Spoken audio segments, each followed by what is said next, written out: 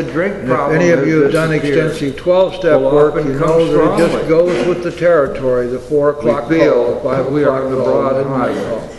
walking hand in hand. The with call the during the Savior. middle of watching the See how favorite far we television come from a program. place of rebellion and Doesn't defiance matter. and denial back there. in the Sometimes first we step. get called at work and we may have to Come make all this excuses to go help.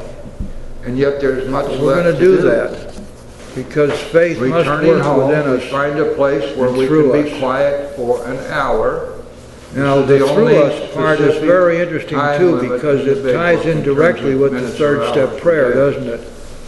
This In the is third very step prayer, specific. we ask God to take away Between our the third and the fourth difficulties, step, remember that the victory over them may time bear limit is at witness to once. those we We're would not even help an hour there. of His power, His love, and We His have to way at of life, once which begin means, our of course, inventory. that Of we're course, being that an doesn't example of God's Even love, when His starting, power, and His we way of let's life do it right working away. in We and don't through screw around us, with this. so that we can be Here we the have an hour. Now example we finished our to fifth those step. we wish to help.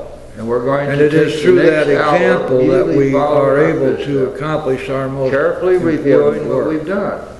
We're far more We thank effective God in from the working bottom with of new our heart people that we when know they Him see better. in our actions That's that we real. are living Because we this do. program Look what's that already we're happened. talking about. We feel we're on a Then broad highway. We they're feel going we're to having want a what we spiritual have and be experience. willing to go to any Our length to spiritual get it. beliefs are being coalesced. Let's do this, it says, or we perish. thank And I God for suggest to you that if you haven't And as a taken this result of working seriously, these you steps might up to consider this point, doing this has so. happened to us. And when you look around you and you Taking see this book that the down from my shelf, we people turn in to the the average page meeting which today, in a contains year the from 12 now, only half will be there. So carefully You have reading to the ask first yourself, five how come is proposals, we that? ask if we have Thought omitted this stuff anything really for supposed to rebellion work. and arch, so which It we does shall walk work. free man. But we can be given all the Our grace work in the solid world, so and if far, we're not putting it the stones to properly work, in if we're not place, putting our faith to that we work, we skipped don't on the keep it. cement, put into the foundation, that we tried to Going make on order page without 16, most of us feel We can answer we need to look our no further satisfaction. for utopia. that We have it we have right done here and now. thorough fifth step. Each day, my friend's already simple have come to the talk in our conclusion that kitchen it's multiplies absolutely itself in essential a that we widening keep circle these of defects peace of on character. earth. And at that point, we are ready to move on to our sixth and seventh steps. And now, My on wife page and I 76, abandon if we ourselves can with answer to our enthusiasm to the idea of helping other Then we look at alcoholics to a step 6. solution of their problem. We have emphasized willingness And that's the truth. being Lois, indispensable. threw her lot in with Bill right away. Are we now From ready all to accounts, let God she said, remove "Yes, from Bill, us I will all help the things And which she we have did. She admitted backed him are up objectionable? in all of this. Those And it was a admissions were long, made hard in the road. fifth step, weren't they? There was no And we wrote such thing them out as in the instant fourth success. And now are And we never willing after that and did ready they to have have any God significant remove amount all of those money. things? All Lois those kept defects on of working character? at the department store for quite a Can while he after take Bill them got sober. all? Every Bill was one. able to make Do a we little money see here any and there in kind the of stock market. equivocation there? Do But we see basically, any they were sort of living weasel on words pretty there? much Is there of a any out shoestring. clause But there? Lois, This sixth step lived is up to her designed commitment. She stuck specifically with to Bill, do and two things. she One, stuck to with him all state the the way obvious. through, and after The he obvious died being in that as a early result of part our of fourth and fifth step, we have 1970, right become here in ready to have Miami God at the, take these things that are Miami Heart killing us, Institute. that are blocking Lois us from continued the work. And so But in this the off commitment, chance that we are not when ready he says and my willing, wife it and is I also abandon designed to give us ourselves with a solution to enthusiasm, that the idea of problem, helping other which is alcoholics to a stated in solution the of their next problems. sentence. He means that literally. It was both If he we and still Lois cling who to did something that. we will not let go, It was fortunate we ask God to help for my us old be business willing. associates remained The sole skeptical and for a single year. solution to A the year and a lack half, of during which I readiness found or a little willingness work. to let go What he of our means by defects it of was character fortunate that is she to agreed, pray for the because willingness. otherwise without her salary they wouldn't have survived financially. This is the seventh step. It's one paragraph of 7 I was lines. not too well at the And it is time a and was prayer. plagued by waves of self-pity and When resentment. ready, we say something like this. We don't hear a whole lot about that. My Creator, Bill, in I am his now willing other that you writings, should have seldom alludes to all of how me, he felt in that good first and 6 bad. months period. I pray We that have a you lot now of remove from information me about every his ups and downs, sinful the depressions defect of and character.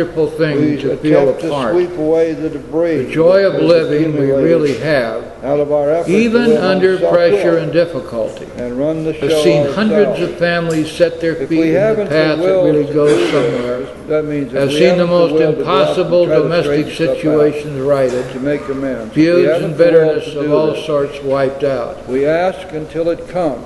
Hundreds of families set their feet in the Remember, path it was that really agreed goes at the somewhere. beginning I've we seen would the go most to any lengths impossible to domestic victory over situations alcohol. righted, feuds Probably and there's bitterness some of all misgiving. sorts wiped out. I have seen When we men look come over out the of list asylums business acquaintances and and resume friends a we've vital heard, place in the lives we of may their feel families and different about communities. going to some of them on a Business and spiritual professional basis. men Let us have be regained their standing. reassured. There's scarcely any To form some of people, trouble we and need misery not, which has probably not should been not overcome emphasize among the us. spiritual feature In one on our western first city and its approach. We might environs, there prejudice are them. 1,000 of us in our families. At the moment, we're trying to put We our meet lives in frequently order. so that newcomers may But find this the is not an end fellowship in they seek. itself. All these Our real informal, purpose at is these to fit informal ourselves gatherings, to be a one may maximum often service see to from God 50 to and the 200 people persons. about us.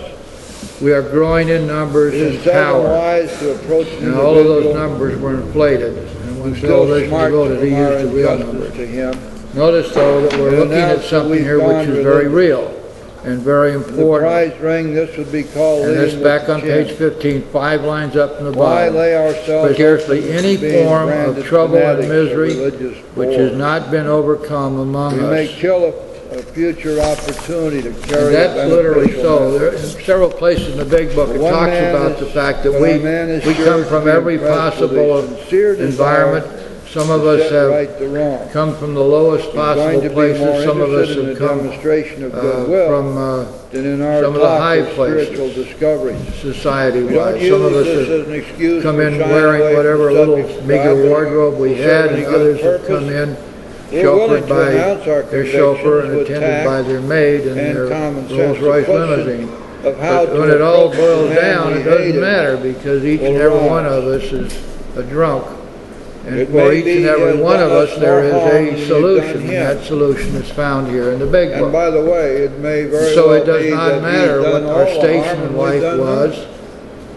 It does not matter how far down We we've may gone have or how wronged meager this our person experience another with way. alcohol might have been. The Sometimes question always the harm is this, is and the it's stated harm very well in which the would have 7th been chapter. suffered by us if it had been done to It us. says this, if he is We to don't- find God, we don't try to guess the desire must whether come the from person within. we're And for those who making have that amends to is desire actually and are hurt by willing us to or put not. in the effort, We don't know that. the program What we and the do steps know always is work. that if our And actions so it does not matter or from whence them we came. were done to us, The then remedy we is would the be same, harmed. and it may That's the take only some of us a little gauge we longer than have, others. which Some of has us any may have validity. quite a bit further to go physically and Don't mentally let than your others. sponsees get away with this. Oh, well, It's also true you that know, that was all consensual. we are people and, who would not there was ordinarily mix nothing there that under any bothered her. circumstances. If That we were I out know. there You in the look at what prior you did to lifetimes me that and we were on. leading, We those say, of us who were What frequenting low that bars was and done low to you would places hurt and living you. on the That's street what- wouldn't want to have anything to Good. do with those You're gonna make snobs, them those highfalutin Gucci types over there. Just the contrary, the opposite So is we equally true, may and have yet acquired a better I attitude know all of you have seen toward him. We are people in that still door not who are down and out and raggedy keen and about maybe kind of admitting our smelly and faults. maybe stumbling around a little bit, Nevertheless, and yet there are always people who go up to To the them and person offer we them help, dislike, offer them we hand, offer them take the coffee. bit in our teeth. That's what we are. It is harder to go to an And enemy those of than us, to a by the friend. way, who don't do that ought to be ashamed We of find it ourselves. much more beneficial to us. I can't imagine how go to him anybody in a who is helpful afflicted and with the forgiving disease of spirit, alcoholism could ever feel confessing superior our former to ill another feelings person who was likewise an and alcoholic. expressing our I regret. suppose Now sometimes that we do. last sentence Going on is page important 16, because an it alcoholic in his identifies cups is an another unlovely creature. species of, Our struggles with them are variously one could strenuous, say, another species comic, of and guilt, tragic. where we haven't One poor necessarily chap done committed anything suicide in my overt home. to the person. Here's the rule But now. we've He been could not or carrying would bad not feelings see about our them way for a long of life. time. You notice what it tells us. Page 30. We confess our former ill feelings and expressing First our sentence. regret. Why do Most you of us suppose have the been big book unwilling says to love admit and tolerance of we were others? real alcoholics. Let's look at page 58. There's nothing there about Have we seen a person fail who has thoroughly followed our path? Those who do not recover Controlling another are human people being. who cannot That's not our or will job not as sponsors. completely give themselves to this simple program. Love is an option. That's what it's saying here. He could not or would not So see we're our not way going of to life. do anything So back on page 16 here again now. to criticize or make wrong. Bouncing around, but I think it's important for us to see how these things Now, all there's tie another together. basic rule in making amends. Second paragraph, there is, We are not however, a vast permitted to amount do of fun anything about it which all. will harm the other I person suppose some would or be a third shocked at our person, seeming worldliness and levity. except when Just you do underneath so there will is injure deadly them or earnestness. others. The There's another damage rule the now, person guys, will and make this is amends so to, the important. others are third Faith party has to work persons 24 who hours could a be day caught in up and through us, in the or we perish. drama of our There's going to amends. be a number of different places in the big book For where example, this question of faith is Let us suppose emphasized I'm in much making the same amends to way. my But I don't know of parents. any other place where it's put so They've bluntly had to live with my that faith must alcoholism work and all that that 24 hours a entails. day in All these and years. through They've us, lived through some or horrible times we with me. perish. And yet they Faith were without works able is to dead. hang in Notice there. the Maybe word they work weren't. is used Maybe in they this kicked me sentence out. very advisedly, because what Nevertheless, it's really they have saying lived here through some horrible is times. that we're taking our faith My and inclination we are would be trusting if I God, get to and sit we down, are I wanna taking go the faith through that we that have acquired and we point are by sharing point, it with others. And we confessing have all the 24 things hours that a I day did in that which was to wrong, do that this. were wrong, so that And if any of when you I have get done through with extensive all this, I 12-step can work, walk you away know that a it free just man. goes with the territory, Look the what I 4 have o'clock done. call, the 5 o'clock call, the midnight I have call. made them relive the horrors of The call past. during the middle of, In most watching the cases, that's favorite not going to television be program. right. That's going to be wrong. it doesn't matter. Sometimes we get called at work In and we most may have to cases, make when we make excuses to amends, go help. we do not need to be But we're going to do specific that about because the wrongs faith we've must work within us and unless through the us. other person wants to do that. Unless Now, the other through us person part is invites very And interesting even too, then, it's because it important ties to in directly soft with the pedal it. third step prayer, doesn't it? In the third Because step we prayer, are we not ask God permitted to to take harm away another our person. difficulties, that victory over them may bear Now, the witness to Big Book those gives we us would several help different, of His power, His love, and His categories way of of this life, rule. which means, of course, for that example, we're being an example of God's love, His power, and His section way of having life to working do in and through us, so that we can be making the amends for criminal example acts. to those we wish It to may well help. be that And it for is us through to that turn example ourselves that in we are would able to seriously accomplish injure our most members of our family important or work. people who depend on us. We're far more effective in working with new Also people talks when about they this see in terms of in our actions where we've had affairs, that we are living cheating going this on, program that we're talking to bring about. the third person And into they're going to want what we or have to dwell and be too willing to much go to any upon length the to hurt get it. that the spouse. Let's do this, it says, or we perish. And I suggest to you that if you We don't haven't have the taken right this to bring the seriously, third you might person and consider make doing the so. third person suffer. And when you look In order for around us you to and you feel see better. that the people in the average So you meeting see, this today and cuts a year from across now only half will be The there. whole gamut of You amends. have but to it ask even yourself, goes how further come is than that? We Thought have to this stuff accept really that supposed to work. This is a spiritual does work. principle which applies But to we everything can be do in given life. all the grace in the world. We And are if we're not not putting permitted it to work, if to we're harm not putting our another faith to work, we don't keep it.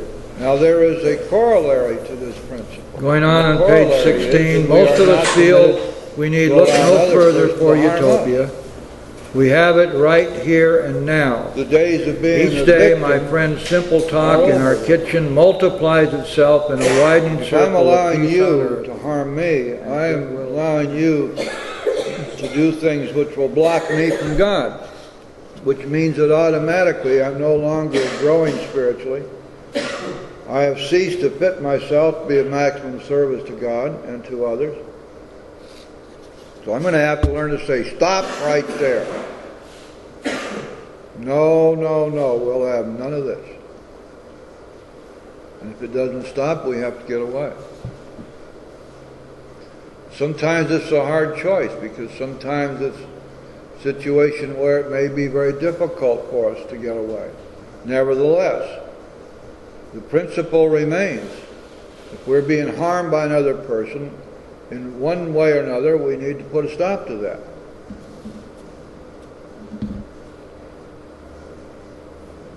So those are the sort of the basic ideas and imprimaturs that go with the whole idea of making amends. on page 78, right at the top of the page, second line. His faults are not discussed. We stick to our own. If our manner is calm, frank, and open, we'll be gratified with the results. Now it tells us that 9 cases out of 10, the unexpected happens. Usually it's not going to be anywhere near as bad as we anticipated. Rarely it says, do we fail to make satisfactory progress? Our former enemies sometimes praise what we are doing and wish us well. Occasionally they will offer assistance.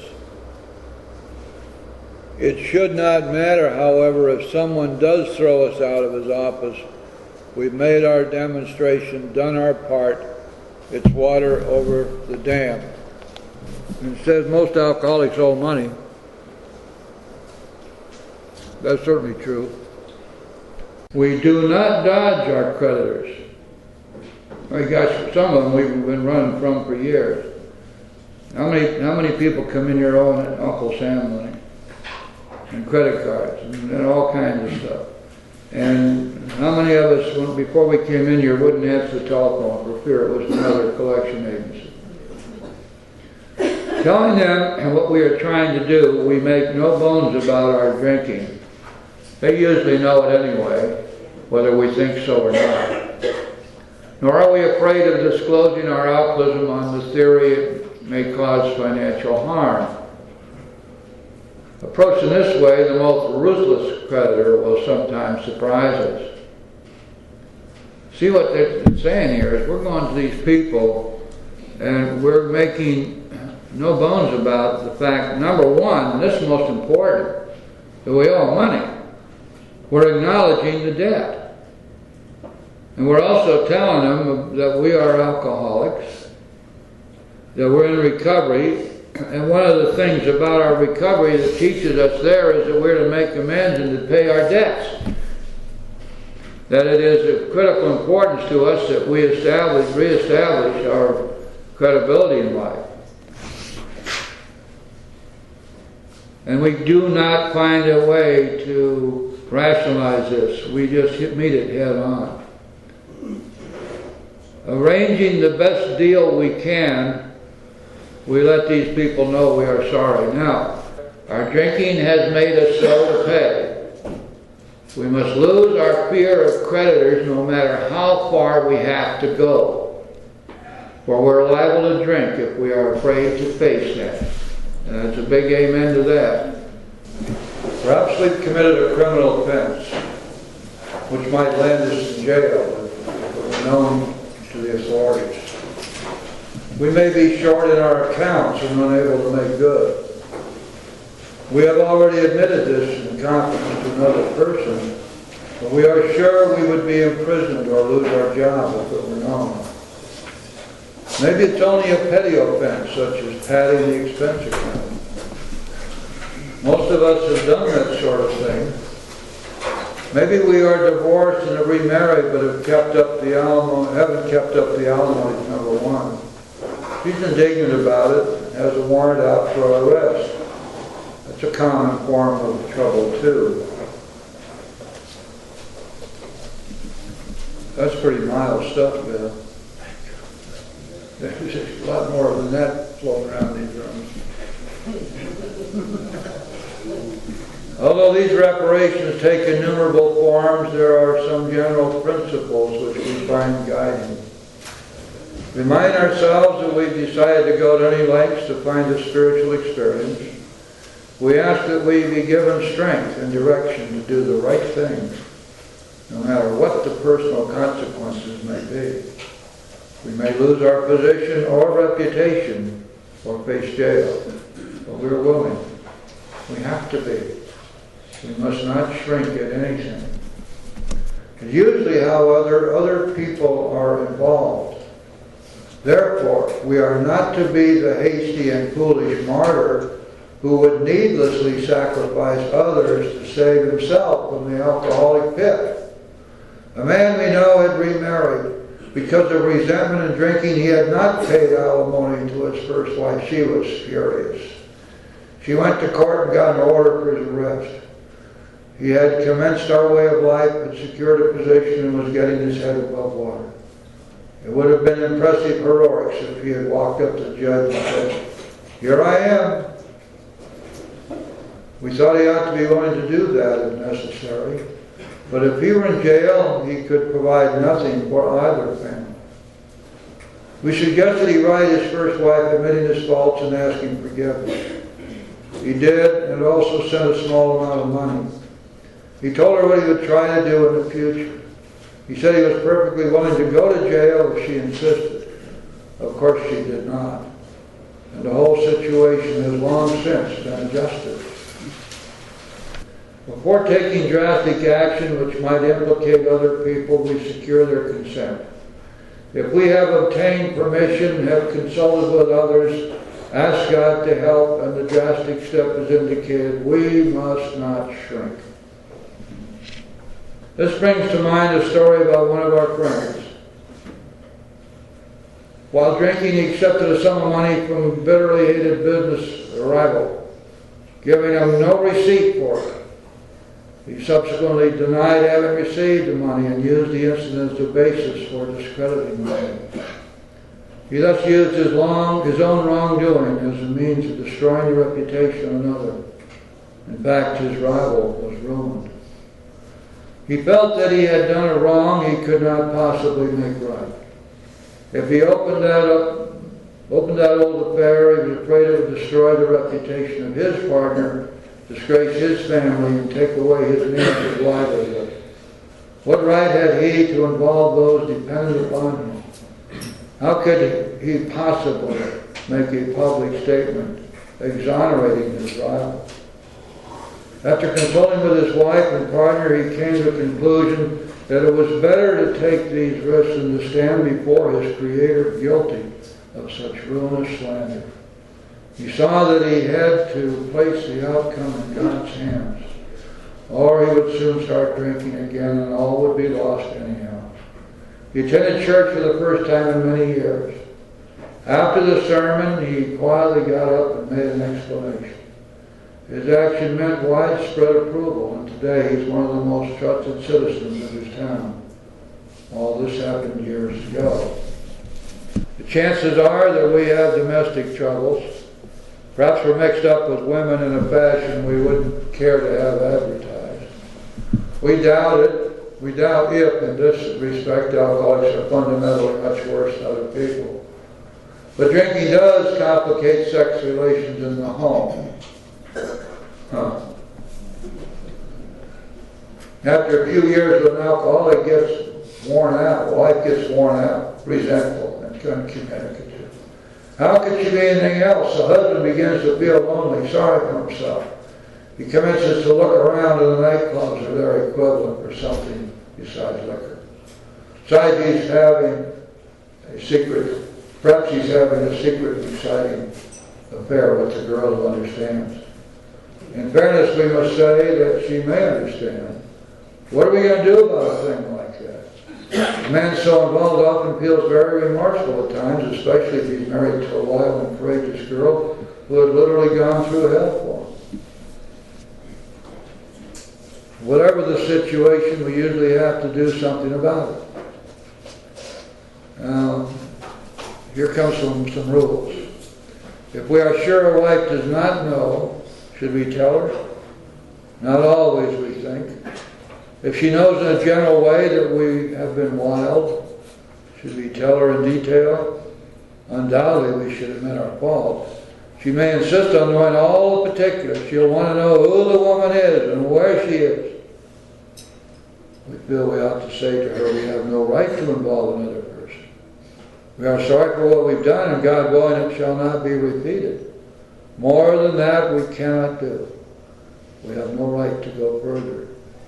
Though there may be justifiable exceptions, and though we wish to lay down no rule of any sort, we have often found this the best course to take. Well, what's behind that rule is simple enough, isn't it? And it's stated in the 9th step itself, may direct and manage such people wherever possible, except when to do so would injure them or others.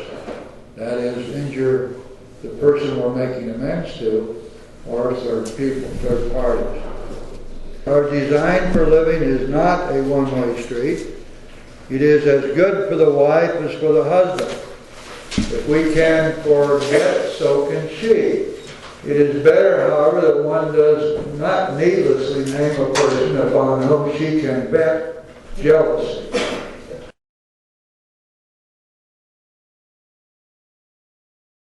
Unless one's family expresses a desire to live upon spiritual principles, we think we ought not to urge them.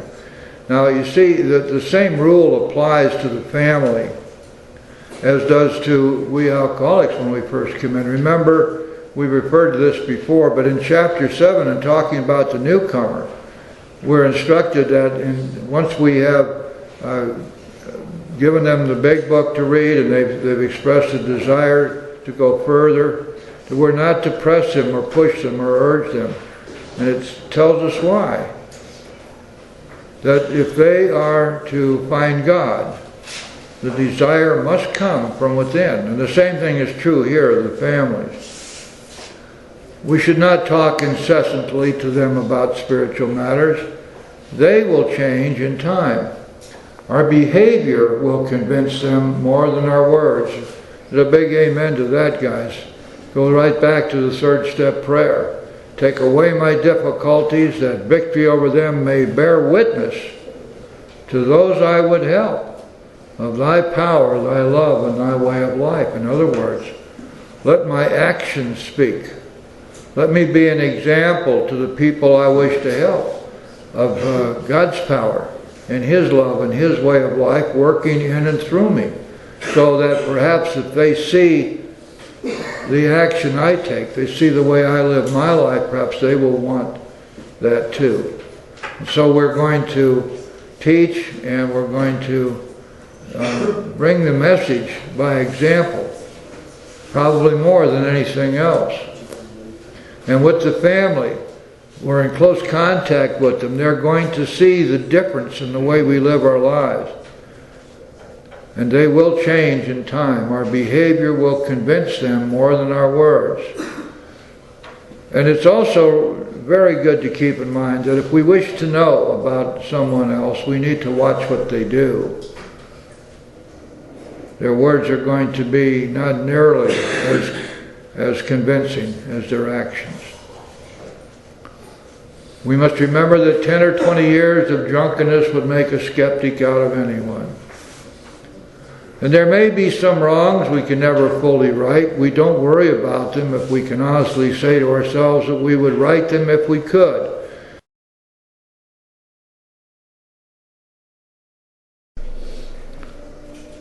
Some people cannot be seen. We send them an honest letter. And there may be a valid reason for postponement in some cases. But we don't delay if it can be avoided.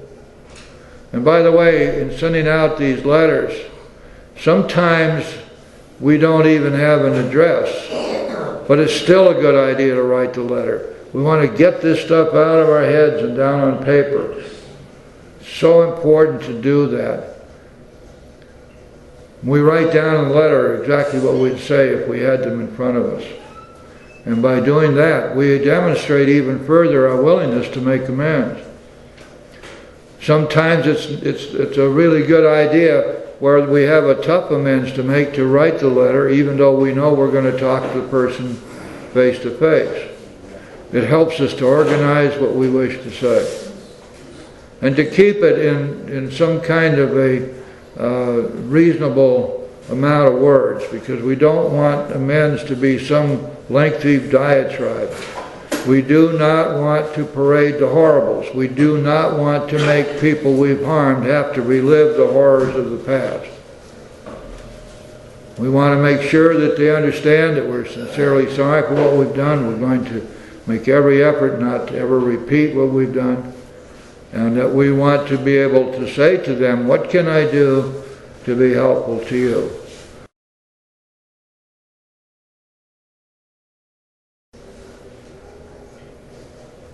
There may be a valid reason for postponement in some cases, but we don't delay if it can be avoided. We should be sensible, tactful, considerate, and humble, without being servile or scraping. In other words, we are not to be kowtowing. We are not to be tugging at our forelocks. We're not to be on our knees or on our faces, crawling around. We're standing up. So if we're painstaking about this phase of our development, that means steps 1 through 9, we will be amazed before we are halfway through. And you can say, well, wait a second now. Halfway through, we're at the 9th step. What does that mean? That's simple. We just found it out. You go back to page 75, you're at the 5th step, and what do you find? Some of these same promises are already coming true. Go back to 3rd step. They're already marinating all the way back there. See what that means? Be amazed before we're halfway through. There are many people after 5th step who basically have realized most of these promises. And that's not at all unusual. We're going to know a new freedom and a new happiness. Now, freedom is a word which is bandied about quite a bit in the Big Book. Remember in chapter 9, the chapter of the family, tells us that it is God's will for us that we be happy, joyous, and free. And the 3rd step, we ask God for freedom from the bondage of self. Freedom crops up all along the way. What does it mean? Freedom from what? Well, it seems pretty clear, although the Big Book certainly doesn't spell this out. It seems pretty clear that freedom does not mean license. It means freedom from self. And that it is through freedom from self that we open the doors and allow God in. And we stay out of self, and we stay out of self-will, and we continue to function based upon what we perceive to be God's will for us, and we seek from Him the power to be obedient to that will. So we're going to know a new freedom and a new happiness. We will not regret the past, nor wish to shut the door on it. Now there's an interesting squib in As Bill Sees It. If you're taking notes, it's on page 317, in which Bill is talking there about vision, having vision. So the past is very important to us. We don't shut the door on it. Those who do shut the door on their past don't recover. Those are the people who cannot or will not completely give themselves to this simple program, usually men and women who are constitutionally incapable of being honest with themselves. And when we are incapable or unwilling to look at our past, we don't recover.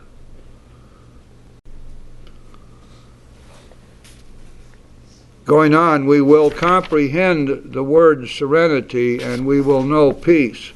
Isn't that an interesting way to put it? To comprehend the word serenity. Do you ever wonder what in the world that means? I'm not sure. Perhaps comprehend there means understand. And we get understanding when we have had experience. Remember Henry Ford's imprimatur that when we hear it, we're interested. When we see it, we believe it. When we experience it, we understand it. Maybe that's what it's saying here. That we will have come to understand the word serenity because we have experienced it. And I'm pretty sure that's what they're getting at. I'm not sure Bill even knew what he was doing when he wrote that, but nevertheless it came out okay if we think it through. And we will know peace. So that gives us a clue that something's happened here. We have experienced both serenity and peace. So if we use the word comprehend to mean know or understand, then it fits right into that sentence. I don't know if I'm making too big a deal out of that. I don't know whether everybody else here is interested in these kind of semantics, but I am. The Big Book is absolutely filled with these kinds of things, and it's really important to parse the sentences and think the words through and try to figure out what they actually mean. The most dense piece of writing I've ever tried to read. No matter how far down the scale we've gone, we will see how our experience can benefit others. Well, sometimes you might even turn that around and say the further down the scale we've gone, the more our experience can benefit others. Reminds me of I thought for a while it was a joke. I went to a meeting down in North Miami, and there was a speaker there. It was absolutely incredible. Incredible. He was trying to prove that he wasn't an alcoholic, and yet he was trying to be accepted as being an alcoholic. Now he tried to figure that one out. He wanted to. He said he'd been around for 4.5 years. I'm digressing here, but I thought this was kind of interesting because here's a guy that claims he's had about 20 years of psychiatric treatment. And just before he got sober, he went to another new psychiatrist who gave him some kind of medicine, some medication. He mentioned the name, I can't remember it. And this psychiatrist said, now, this is going to take about 2 months before this really works. So we're going to start you out with 75 milligrams, and then we'll go to 100, then 500, and eventually we'll get you up to 800 milligrams. That'll be a couple months. He said, but you know what happened? I took 75 milligrams, and I didn't want to drink anymore. And he said, my drinking fell off by 75%. I was only drinking 25% as much as I drank before I took this medicine. And there were a whole bunch of newcomers there. And I could see them saying, yeah, well, what is this stuff? God, no steps, no God, no meetings, just give me the medicine. Can anybody here identify with, I guess maybe you can if you're not an alcoholic. If you're an alcoholic, that doesn't make any sense at all. Now then, let's see.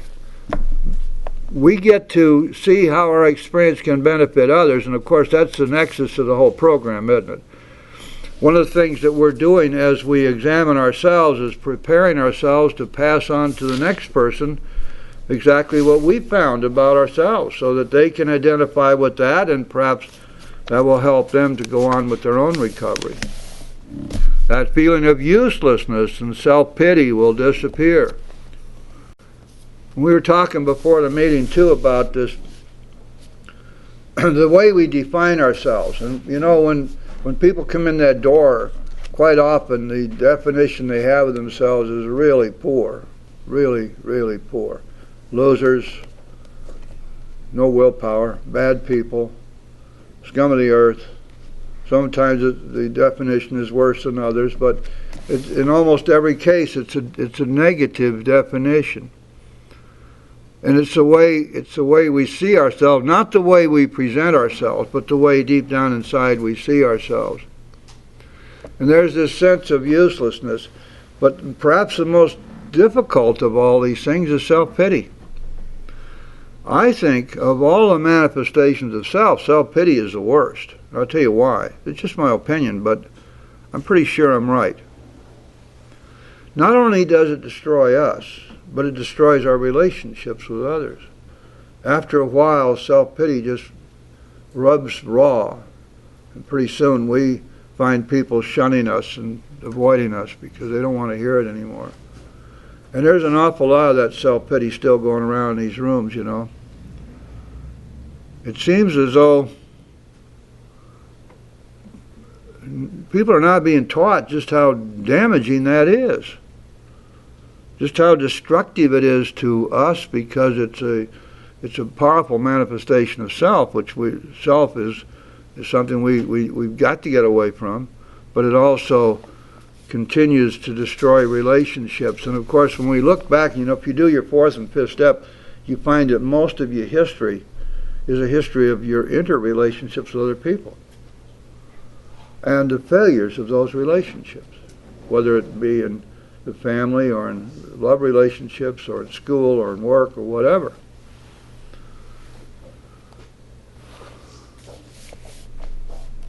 So that self-pity is a monster. We will lose interest in selfish things and gain interest in our fellows. Now, when we get to the 11-step inventory, we're going to be looking at that again, because every night before we go to sleep, we look back to see if that's true. That we've lost interest in selfish things and we've gained a lot of interest in our fellows. Are we really seeing what we can put into the stream of life, or are we living still in the throes of our selfish needs, wants, and desires? And every night we get a chance to look at that, and that tells us a great deal about our spiritual fitness. Self-seeking will slip away. Notice the emphasis on self here, and that's to be expected. Go back to what we learned back there in the third step. That selfishness and self-centeredness, that's the root of our trouble. That our troubles are our own making, that they arise out of ourselves, and that the alcoholic is an extreme example of self-will run riot. And then it goes on to tell us we have to be rid of this selfishness. We have to, or it kills us. That's pretty serious stuff. So when we look here in the promises, we find that the release from self and the bondage of self is that freedom which we hear about. I believe that's to be true. Self-seeking will slip away. Our whole attitude and outlook upon life will change. Now there is the rebirth. We were reborn. Our whole attitude and outlook upon life will change. The rebirth that the Big Book speaks of is not coexistent with the rebirth in a religious sense. For many of us, the two things are coexistent, but not in the Big Book. The Big Book is talking about a rebirth of thinking, a complete change in our attitude and our outlook on life. And here it tells us that that will all change. Fear of people and of economic insecurity will leave us. Well, see, we already know that, don't we? We just read about it back in the fifth step. Our fears fall from us. And the growth of faith is very quickly now canceling out fear. We will intuitively know how to handle situations which used to baffle us. Being intuitively knowing how to handle situations. See, a couple pages further on, the Big Book's going to tell us that we have developed this vital sixth sense, which of course is a relationship with God, the ability to be inspired, to receive intuitive thoughts, and to know what He expects of us and what we are to do. We will suddenly realize that God is doing for us what we could not do for ourselves. Well, Lordy, that can start all the way back in the first step, can't it? I've heard lots of people testify to that. Second step, third step, we really begin to wake up. In fact, Bill remarked on this, and he said that he learned he had to pray just as if there were a God, and then when the miracles started coming and he could no longer deny that they came from a power greater than himself, he said, that's when faith came. So this stuff's been happening for a long time. We're seeing more and more evidence that God is doing for us what we could not do for ourselves. And are these extravagant promises? We think not. They are being fulfilled among us, sometimes quickly, sometimes slowly. Now this next sentence is going to be anathema to those who want the easier, softer way, but so be it. That's just tough. Because here's the truth. They will always materialize if we work for them. This is also anathema to those who like to follow the credo that somehow or another our progress through the steps and through spiritual growth is one of these slowly evolving things where we're constantly going to be bedeviled by defects and insanities. We're going to have to work on them. We're going to have to keep God boxes. We're going to have to keep defect boxes over here, and we're going to have to drive the speed limit and brush our teeth with our left hand and call our sponsor 6 times a day. Balderdash. They will always materialize. All of them. The whole thing. Just what we read will always materialize if we're willing to do the work for it. That does not brook of any equivocation. There are no weasel words there. It does not say, oh, by golly, gee whiz, some of these, or maybe even most of them, will sometimes happen if you just get out there and do a little bit of work. They means all of them will always, what part of always don't we understand? Materialize if we work for them. And that's the truth. There's nothing phony here, nothing made up. Remember that what we're reading is the history, the experience of those who wrote the book.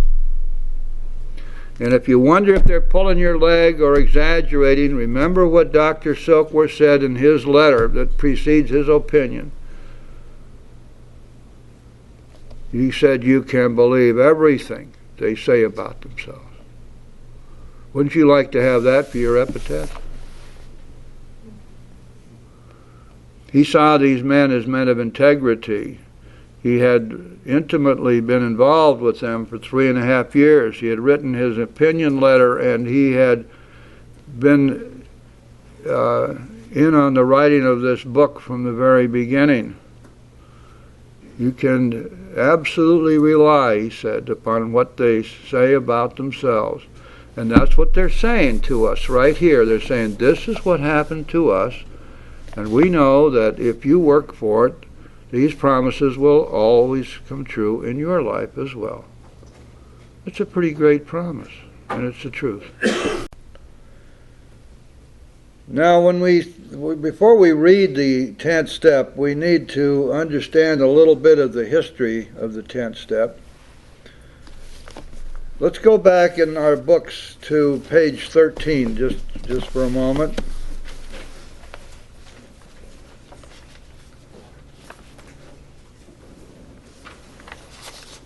Now remember, this is where we find Bill in the hospital for the last time. And while he was in the hospital for the last time, he worked certain steps, which were brought to him by Evie. And as we go through these 3 paragraphs, the second, third, and fourth full paragraphs on page 13, we will find that Bill had worked the first 2 steps before he got in the hospital. We'll find 3, 4, 5, 6, 7, 8, 9, 11 on page 13. On page 14, we'll find the 12th step. The last full paragraph. While I lay in the hospital, the thought came there were thousands of hopeless alcoholics who might be glad to have what had been so freely given me. Perhaps I could help some of them. They in turn might help work with others. So there is one glaring omission, and that's the 10th step. We don't find it here, and that's because there was no such step at that time with the Oxfordians. Even by inference, they didn't have anything like that, and there was a reason for that. 1, we admitted we were powerless over alcohol. 2, we got honest with ourselves. 3, we got honest with another person in confidence. 4, we made amends for harms done others. 5, we worked with other alcoholics without demand for prestige or money. And 6, we prayed to God to help us do these things as best we could. You notice there's no 10th step there. Now, what was wrong with the OG's theory, at least for our people, was they found that having worked these 6 steps, they did not achieve anything like perfection, nor did they achieve anything approaching absolutism. To the contrary, they found that the world and all of its people would continue to threaten them. And by the time Big Book was being written, they pretty well understood that fear was the progenitor of all of their defects. And as a matter of fact, it also lay behind their guilt. They had come to understand that fear was their enemy, perhaps their only enemy. As Roosevelt said, the only thing we have to fear is fear itself. They pretty much had come to understand that. Now, it's quite obvious that if there are threats out there which are of a continuing nature, this means that fear is something which would continue to crop up, with the consequence that resentments would crop up, that dishonesty would crop up, and that selfishness and self-centeredness would crop up, because these are all products of fear. So what they saw was that they were going to have a way to deal with this. Since they had not been released from these things by virtue of the Oxford Group 6 steps, they began to develop a practice which would allow them on a daily basis to deal with the products of fear. That is, selfishness, dishonesty, and resentment, and fear, and guilt, and remorse, and shame. And the way to do that, then, as they, by trial and error, they went along, they said, well, wait just a minute here, we don't have to have anything new, because we've already got everything we need. We've got the 4-step inventory. We've got the 5th step where we admit what we find in our inventory. We have the 7th step where we ask God for help to be freed from this. And we have the 9th step where we make amends if we've harmed somebody. And now we also have the 12th step, which means that we know, and we've already found out, that if we want to be completely free of this stuff, we need to turn our thoughts to somebody we can help. So out of trial and error and the fact that these steps were available to them, they were already there, they were in place, they knew how to work them. They knew that if they used these steps that they would be given relief. In other words, the simple kit of spiritual tools was right there for them. So they said, in effect, I don't know if anybody actually sat down and worked this all out at one time, maybe not. But the Oxford 6 steps didn't work. They needed some way to, on a daily basis, correct these things that would crop up as a result of the threats of the world and its people. And so out of this grew the 10th step. Word of mouth, trial and error. Now, it was not written down until 1939, when Bill was writing chapter 5.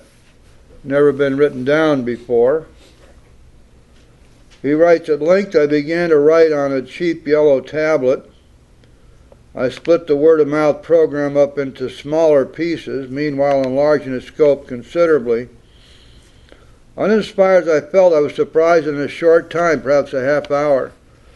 I had set down certain principles which, on being counted, turned out to be 12 in number. And for some unaccountable reason, I had moved the idea of God into the 2nd step, right up front. Besides, I had named God very liberally throughout the other steps. So we can see here as Bill is telling us, when he sat down to write out the steps, and by the way, what eventuated from that was the 200 words which are changing the world right now. Those things which have made it possible for you and me to continue to live. Now then, there's no big surprise here then that certain things are coming true, and stop and think what's happened now. So let's see what this says. Bottom of page 83, last partial paragraph. If we are painstaking about this phase of our development, and that doesn't mean if we sat around and worried about it. It means taking painstaking action, following directions carefully. A couple of pages more, the big book is going to say, if we have carefully followed directions, certain things will have happened. We vigorously commenced this way of living. Mark the word as. It's very important in this sentence. We vigorously commenced this way of living as we cleaned up the past. We've talked about this before when we were looking at the ninth step, but let's repeat it. The word as there means precisely that we do not necessarily have to complete our ninth step before we begin working 10, 11, and 12. And that makes sense when you think about it, because there may be some amends we can never finish or never make. So if we were to wait until all of our amends were made before we begin to work the 10th step, we might never get to it. Remember that the ninth step has the escape clause in it called what? Did anybody remember? Except where we may do harm to others. Willingness. If I am in fact willing to make amends, though I am not able to right now, I still will be set free from the guilt, remember? And so this word as means that as we are working on our ninth step to clean up the past, we will then go to our 10th and 11th and 12th steps. We are not to delay. That's what that means. As we cleaned up the past. We have entered the world of the Spirit. Here's the first of the great, not promises, but the revelation of events which have transpired and have now culminated for us because we have done the first 9 steps. We have entered the world of the Spirit. Go back to the 4th step. What did we learn back there? That because of our resentments, we were blocked off from the sunlight of the Spirit. We learned that it was necessary for us to find and be rid of the things in ourselves which have been blocking us. Now we find that has occurred. Not part of it, not some of it. Not some practical joke by God. He only gives you some relief as you go along.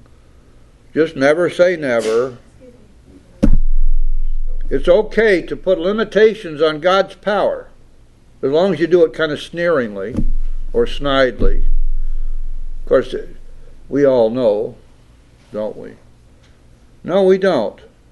One thing we do know for sure, whenever we human beings put limitations on God's power, we limit ourselves and our ability to accept His power in our life.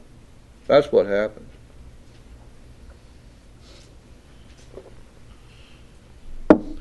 So we have entered the world of the Spirit. No equivocation there. So our next function is to grow in understanding of effectiveness, and this is not an overnight matter. It should continue for our lifetime. If you knew, take it to heart. It means exactly what it says. Nothing happens here overnight. And even if it did, it wouldn't matter.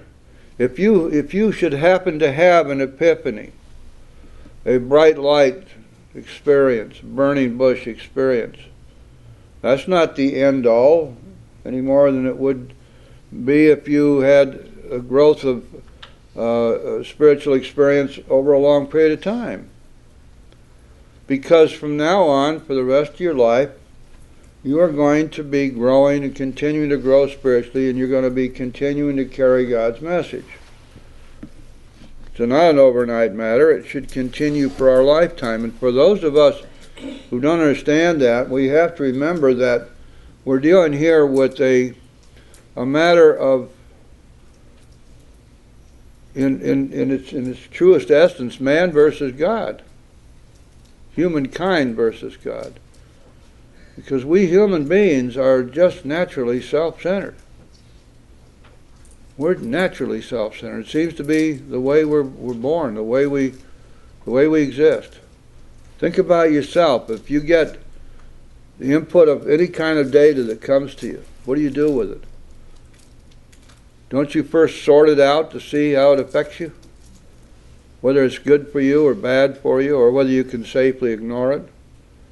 And does it go any further? Probably not. That's why we have all these tools that the Big Book gives us to stay in a state of surrender, to stay out of self. Freedom from the bondage of self. It was a major deal. And so when we look at it from that standpoint, the fact that we have arrived at this point right now, that we've entered the world of the Spirit, and there are other great things that have happened, does this mean that we're through? That we're going to now be able to coast on this? We're going to be able to put this in the bank and just watch it grow interest? No. The truth of the matter is that we must be willing to work on our spiritual fitness every day. There are no vacations in AA. There are no days off. If you've been on a cruise ship lately, you'll know what I mean. The friends of Bill Wilson, Bill W. are all over the place. Every cruise ship has friends of Bill W. And people who don't know who we are can't imagine why these friends are constantly traveling on every ship they go on.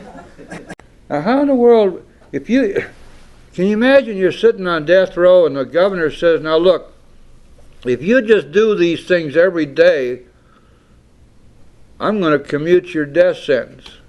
In fact, I'm even going to consider giving you a reprieve. And you say, I'm sorry, Gov, I gotta get a life. You're asking me to become a junkie here. You mean I gotta do these things every day? I don't think so. You know, some of us are like this heart patient. Doc would know about this. And he recovers from a big heart attack and a couple of operations, and his doctor gives him all the stuff he's supposed to do and the stuff he's not supposed to do. And for a long time he goes along with this. But he's feeling pretty good, and one day he goes up some stairs he's not supposed to go up, and he also has a big cigar and a couple of snifters of brandy, which he's not supposed to do, but he gets away with it. So pretty soon he starts getting away with all the stuff, and the next thing you know, boom. Good night, Charlie. You say, well, this guy's got to be nuts. He went through all this over here, and the doctor laid it out for him. Here's what you must do if you wish to live. Sooner or later, most of that stuff goes by the boards, and the same thing happens in here. That's why when I went to my sponsors, and thank God I had sponsors who knew what they were doing, I asked him what this one day at a time was. He said, it's simple. Today I went to a meeting. Today I prayed. Today I meditated. Today I took inventory. And today I worked another alcoholic. So you say that at the end of the day, you'll be in God's pocket. You quit worrying about any of this stuff. You'll be perfectly armored. Alcohol will not be able to lay a glove on you. You stop doing those things, and alcoholism is sitting right there on your shoulder, just waiting to take over. You can count on that too. They were right. I listened to them. I don't want to die right now. I'm getting up pretty close, I guess. Maybe I got another 10 years, 12 years. I don't know what I got. Doesn't really matter. But every day I learned that every day is a day I'm not willing to flush down the toilet.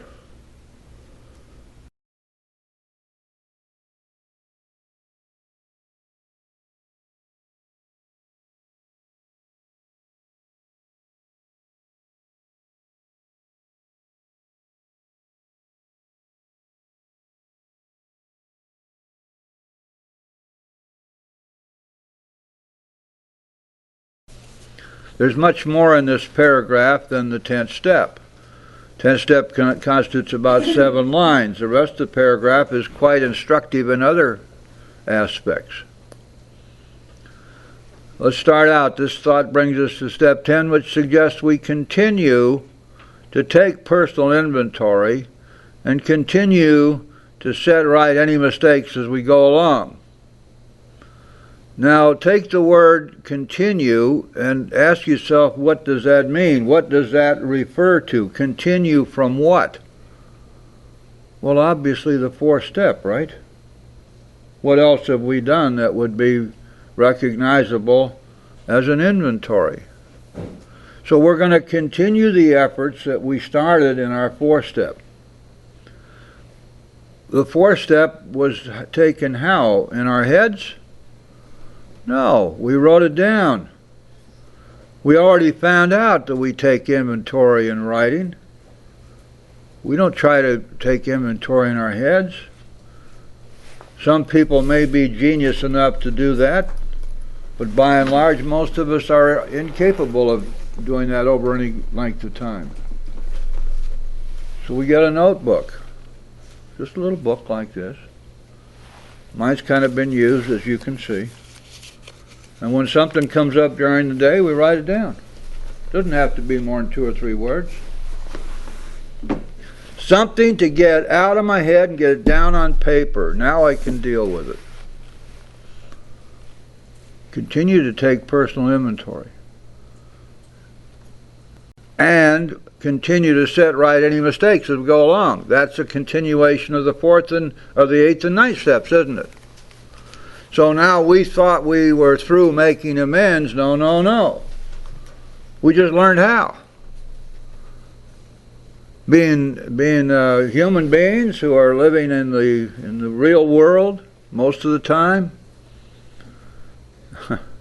hopefully, we're going to find that we step on people's toes occasionally. We react badly occasionally. And we need to make amends quickly. We need to use our tools of our 8th and 9th step. Why?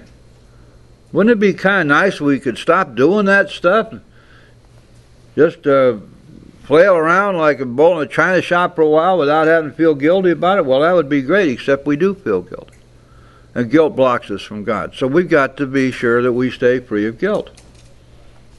And to do that, it's critically important for us to be willing to make amends. So this sets the stage.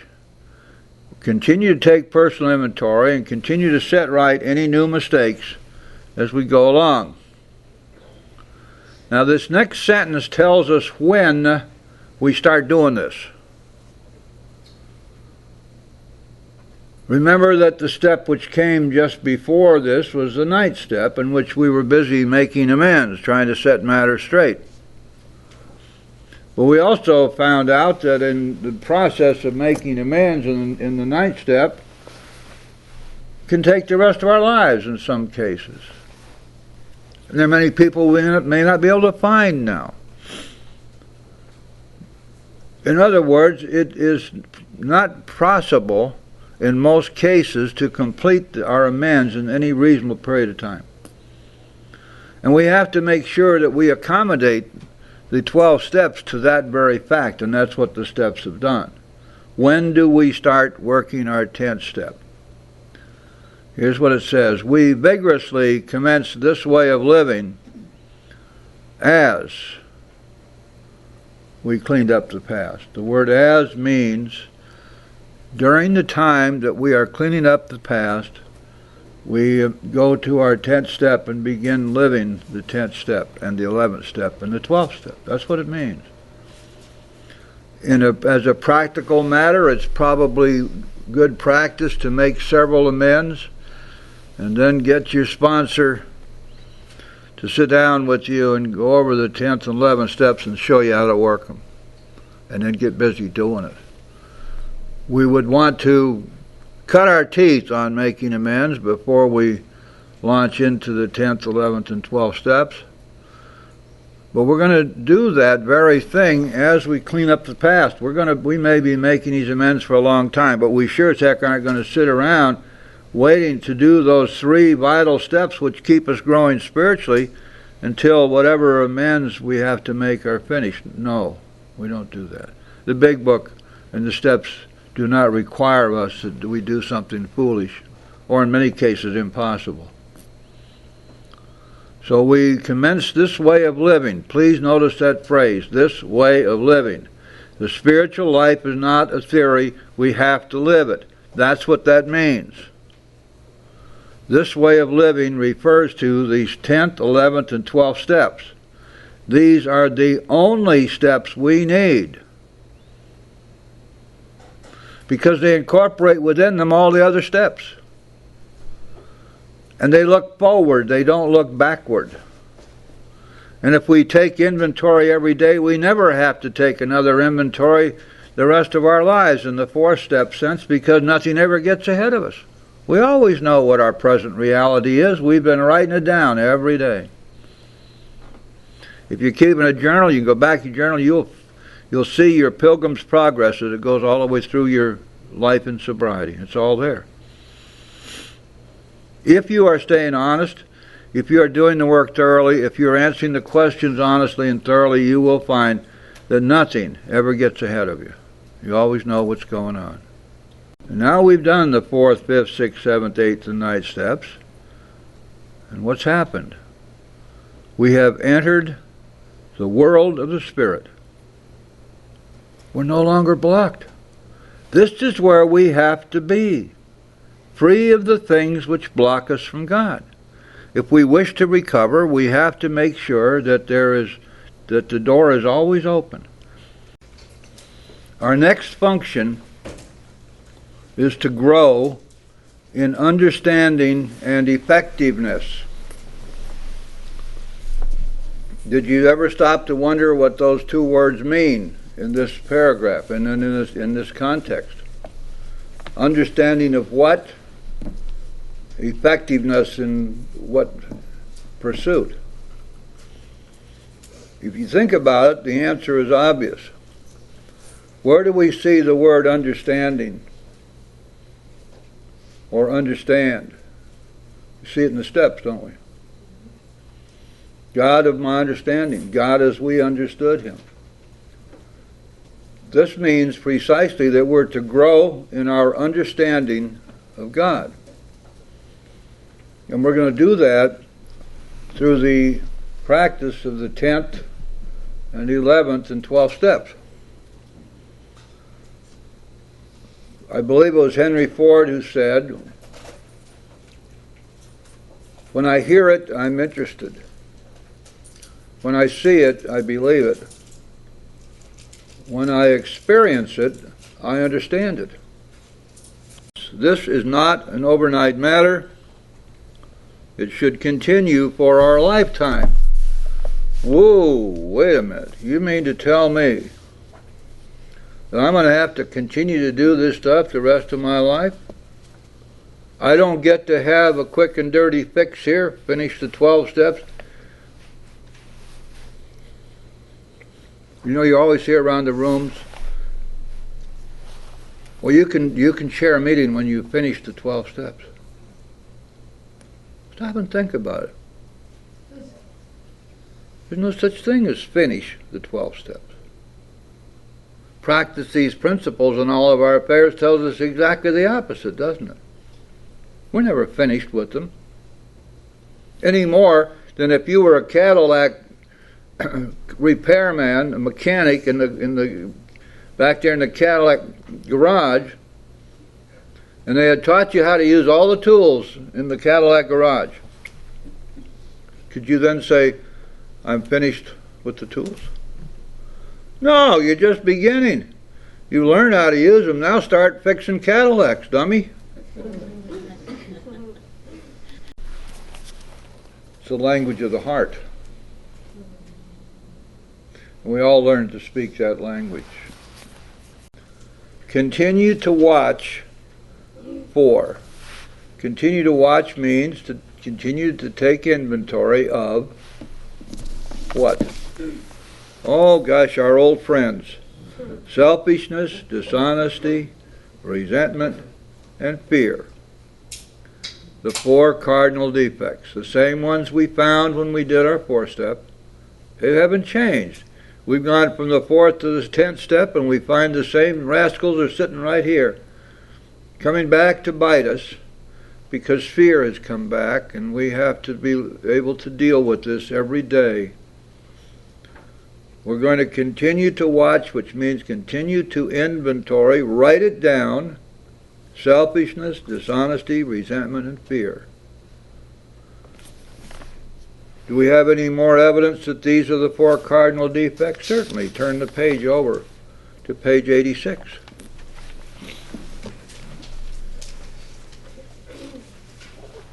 First full paragraph. We're now in step 11. We're now looking at the first full paragraph at the 11th step inventory. What are the first 4 questions? Today was I resentful? Today was I selfish? Today was I dishonest? Today was I afraid? Same 4 defects. Same things we found in the 4th step. They're repeated in the 10th step and again in the 11th step. Why? Because that's the way the 12 steps work. You say, well, wait a minute. Where in the heck are all of these 7 deadly sins? They're not there.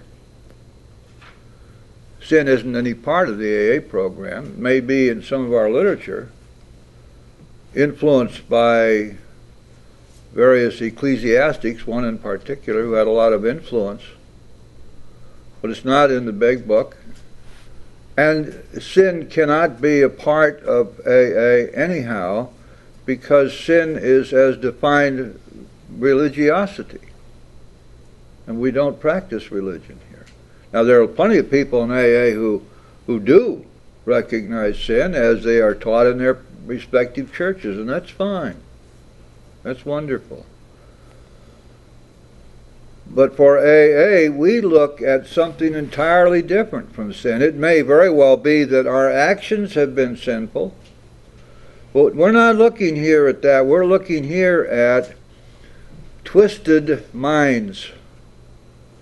We're looking at God-given natural instincts which have been warped and perverted by fear. The instincts for sex and security and society. And because these things are instinctual, they operate below the level of conscious thought. Therefore, we have no power over them. It is instinctual for me to wish to be accepted by my group. It's instinctual for me to wish not to be shunned. It's instinctual for me to wish to be thought highly of and thought kindly of and accepted and included in instead of pushed out. It's a powerful instinct, the instinct for society. But it doesn't require that I think about it at all. It's just there. And that's the lizard brain we're talking about. This is back in the medulla oblongata. Came out of the primordial ooze. This stuff is so ancient and so powerful, and it is not amenable to our upper brain functions. We can't think our way out of it. Think about the sex instinct. Is that not lizard brain? Do you have to stop and think, ooh, golly, I'm really attracted to him. Maybe I better get sexually aroused. Ooh, now I'm going to get sexually aroused. And then we push certain buttons in our heads and our sexual arousal starts. No, that happens. It happens because it's instinctual. We don't control it. It's just as silly for me to say to Doc over there, Doc, don't drink, as for Doc to say to me, Jim, stop getting those wild sexual daydreams about that beautiful woman. I can't any more help that than he can help drinking. I got to have help with my instincts that have gone screwy. They're goofy. They're crazy. My mind is out of control. That's why we say when we come in here, we're nuts. We are. Our natural instincts have been warped and perverted by fear, so they no longer work as God intended. We are not rational about this stuff. We cannot be rational. That's why we have no power over these defects, because they don't operate in the realm in which our power would be effective. That's why we have to have God's help with them, because they are beyond our reach.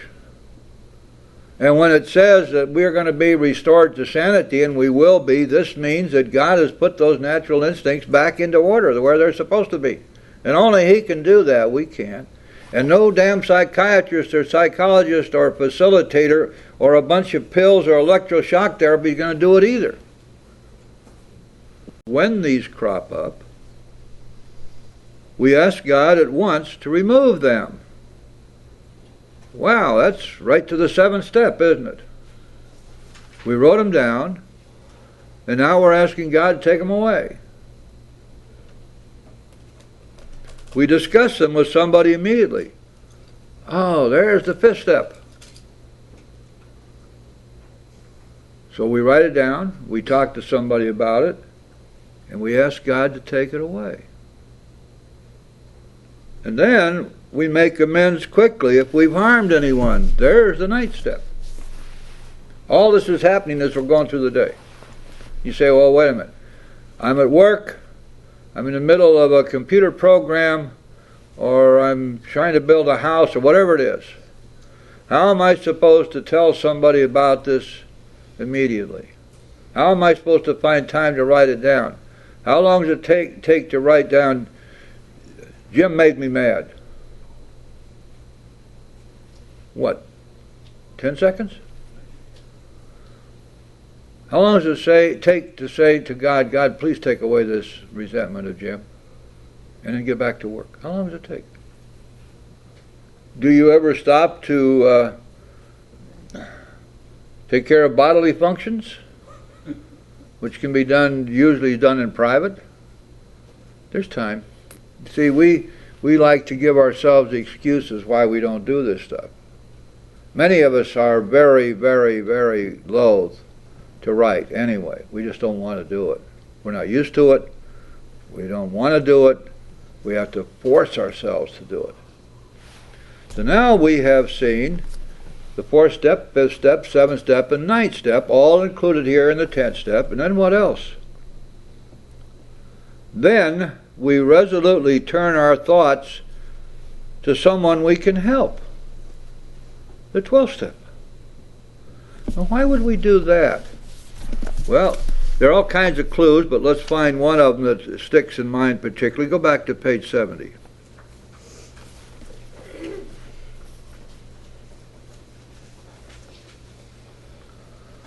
All right, here's one of the most difficult things we all face in recovery, and that's our sex life, our sex inventory, and our sex life, and our relationship life. Nothing causes more difficulty in recovery in AA than boy-girl problems. Count on it. Relationships, just because they distract us from our recovery. They involve such violent human emotions. Jealousy, the most terrible human emotion. Feelings of rejection, feelings of shame, guilt, remorse, all that stuff. And they pile in on us. And if we're not taking good care of them and taking care of ourselves, they pile down to a point where they become insupportable. Now, we do have a solution, but you see, again, it's important for us to be willing to use it. In the second full paragraph, a little over halfway down the page, if sex is very troublesome, we throw ourselves harder into helping others. We think of their needs and work for them. Why? Because this takes us out of ourselves. See, the problem is always self. It quiets the imperious urge, when to yield would mean heartache. The imperious urge means just what we were talking about a few minutes ago. This powerful human, natural God-given instinct for sex. It's much stronger than we are.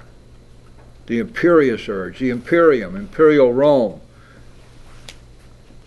This business of helping others constitutes one of 3 tools that we're given to stay out of self.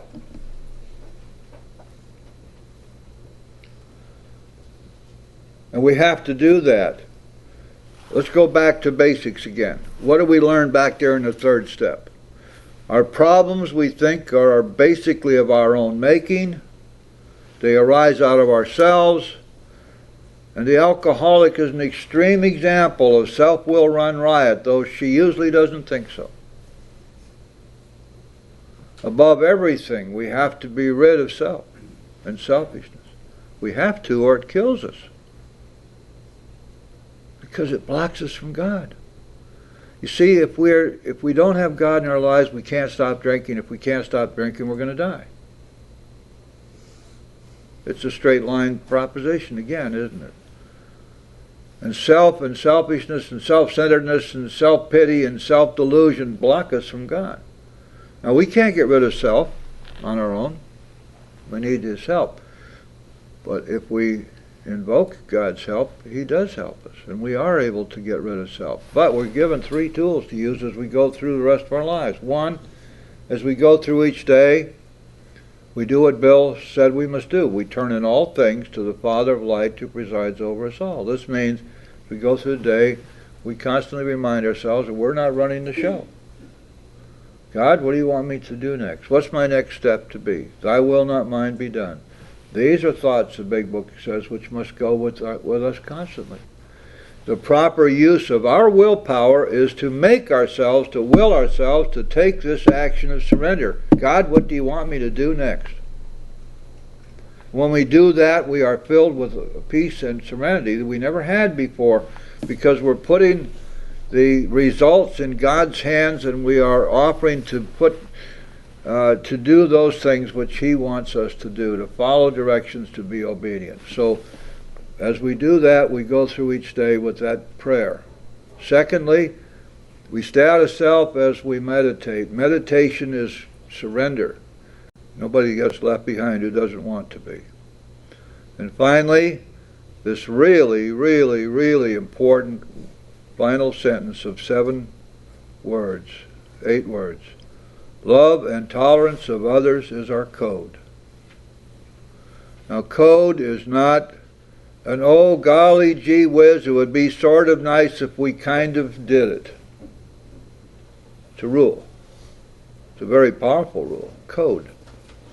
Love and tolerance of others are code. Now, this does not mean an attitude of love or an attitude of tolerance. It means being loving and being tolerant, acting with love, acting with tolerance. And we do that even though we don't feel like it, even though we don't want to do it, even though we can argue that this person doesn't deserve it. We still do it. Because thought follows action. If you want to eventually end up loving the person you used to hate, you pray for them and you treat them with loving kindness, and you'll find that you eventually come to love them. Perhaps not as a human, but at least with God's love. Because remember, we're trying here to emulate God's love for all men and women.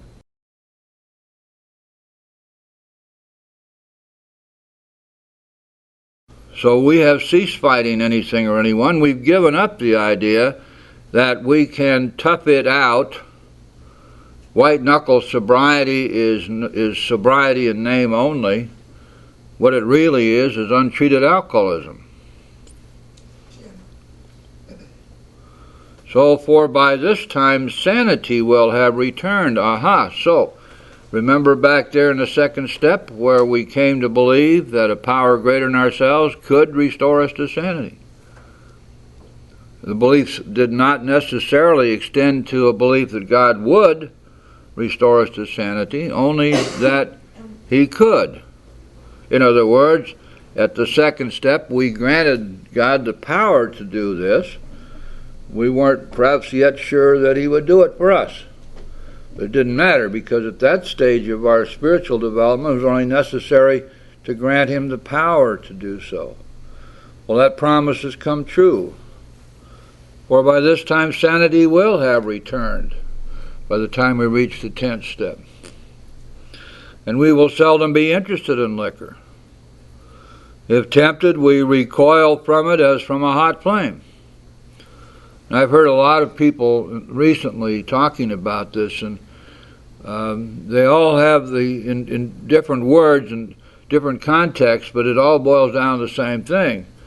With the protection of the steps and with God's protection, the strongest impulses and temptations to drink or drug have been resisted. There was something there which was stronger than the obsession, compulsion to drink or use. Well, why are we not surprised? This is exactly what it's telling us here. That we recoil from it as from a hot flame. And we react sanely and normally. And we will find that this has happened automatically. And boy, is that ever important. That word automatically got to ring heavily with us. Yes? Jim, can you just tell me another word for deity, when you use that in that context? Because I don't know what that word is. Well, deity is a supernatural being, not human, in a 1,000 different contexts, but it has nothing to do with human beings or anything on the. You're talking God when you said that word, right? Generically, yes. It might be a pantheistic god, some Diana or Thor or something like that. If anybody is in here who believes in Thor or Diana, God bless them. As long as they're willing to surrender to a higher power, it seems to work. I don't think God really cares what we call him. That's just my opinion. What the main thing is that we don't dictate here how one should believe. But we do say that one must believe in something. It's the only thing we found that works. And we also found that if people stick around, they come around and then they come around. And it happens. Why, I don't know, but people who stick it out almost always come to some kind of a belief system. Once in a while, like the free thinkers, you'll find people who want to talk about their better self. And that's fine too. I like to talk to them because I like to point out that what we recognize probably is the same thing as they do. That we're going to find God deep down inside ourselves. You call it your better self, I call it God. What's the difference? Maybe there is none. I don't know. So up to this point, we know we've entered the world of spirit and we've been restored to sanity. We'll see that our new attitude toward liquor has been given us without any thought or effort on our part. In other words, what that's saying is we aren't struggling against liquor. We're not struggling against liquor or drugs or anything else. We're seeking God. We're seeking to be set free from those things in ourselves which block us from Him. We're seeking to reach a place of surrender. We're letting God do His work. We're not without any thought or effort on our part. It just comes. That's the miracle of it. We're not fighting it. Neither are we avoiding temptation. Whoa, wait a minute. Isn't that one of the main things we supposedly learn? If you go into a barber shop, you're going to get a haircut, which I need to do. May I say something? Yes, of course. We feel as though we had been placed in a position of neutrality, safe and protected. Man, we're in God's pocket. Nothing's going to get to us as long as we stay there. besides which we've not even sworn off. Nowhere in the big book does it say swear off drinking, go on the wagon, take the pledge. Why would you tell somebody who could never live up to that to do it? Don't drink and go to meetings. One of the worst messages anybody ever hears who walks in that door new. The implication being that if I go to meetings and don't drink, I'm going to be just fine. Well, certainly. But there's the rub. How can you possibly tell somebody who can't not drink, don't drink? How can you possibly say to somebody you have just told you are powerless over alcohol, you can't stop drinking on your own, but by the way, don't drink? How ridiculous is that? Well, the big book is never ridiculous. It doesn't involve itself in anything like that. We've not even sworn off. Instead, the problem has been removed. We're neither cocky nor are we afraid. That is our experience. That is how we react so long as we keep in fit spiritual condition. Why in the world is that important? Well, the next paragraph tells us. Now, this next paragraph is going to tell us what we need to do. We found out where we've come to. We have been relieved of the obsession compulsion to drink. Problem's been solved. Now, what do we need to do about it? Well, it's easy to let up on the spiritual program of action and rest on our laurels. Does anybody know what resting on our laurels means? It's easy to let up on the spiritual program of action and rest on our laurels. This means we've come this far. We've been restored to sanity. We've entered the world of spirit. We're starting to get God conscious. We got all this good stuff going for us. People are starting to ask us for help and ask us our opinions, and my gosh, this is wonderful. I'm a winner. I got this laurel wreath here. I don't have to do anything more. So I'm going to let up on my spiritual program of action. I'm going to say, the heck with this business of having to do this stuff every day. My friends tell me that I'm becoming an AA junkie, and I'm going to do everything it takes to balance my life, which means precisely that I'm going back on my promise to God. I asked him to take my life and my will in his hands. I offered that to him. What am I doing now? I'm saying, well, I didn't really mean it. I'm going to balance my life. To hell with you. I mean, you can ask what you want of me, but if it's not convenient, I ain't going to do it. If it means I have to get up early and go and stay late, if it means I have to take my weekends when I'd rather be playing golf, out fishing, or just laying around watching TV, I ain't going to do that. I'm going to balance my life. And also there's people in my life who want me around. And they are making all kinds of nasty noises because they don't see enough of me. They're demanding more of my time. They're distracting me from recovery. But that's okay, because I really like to have the excuse not to have to mess with this stuff so much. I think I will only go to as many meetings as I need. I see if I can work it back down to about one a month. And then they'll be lucky to see me.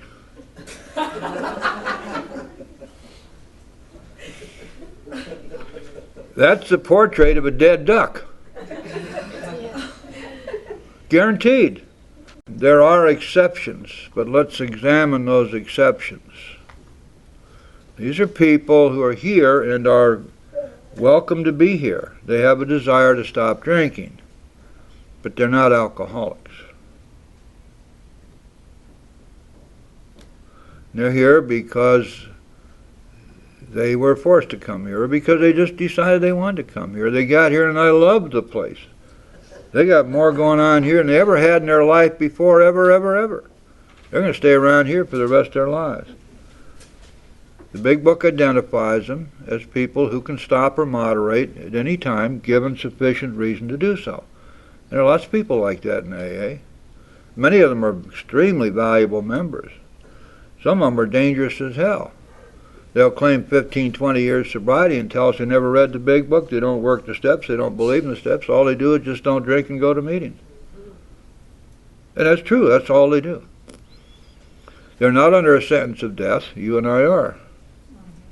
This doesn't make them second-class citizens, it just means that we have to be very careful to look to see who is making the grand pronouncements. Because we can fall off very easily if we begin to believe the easier, softer way. Nobody gets anything in here for nothing. And laying up on a spiritual program of action and resting our laurels is a formula for disaster for anybody who's a real alcoholic. That's guaranteed. And we're headed for trouble if we do.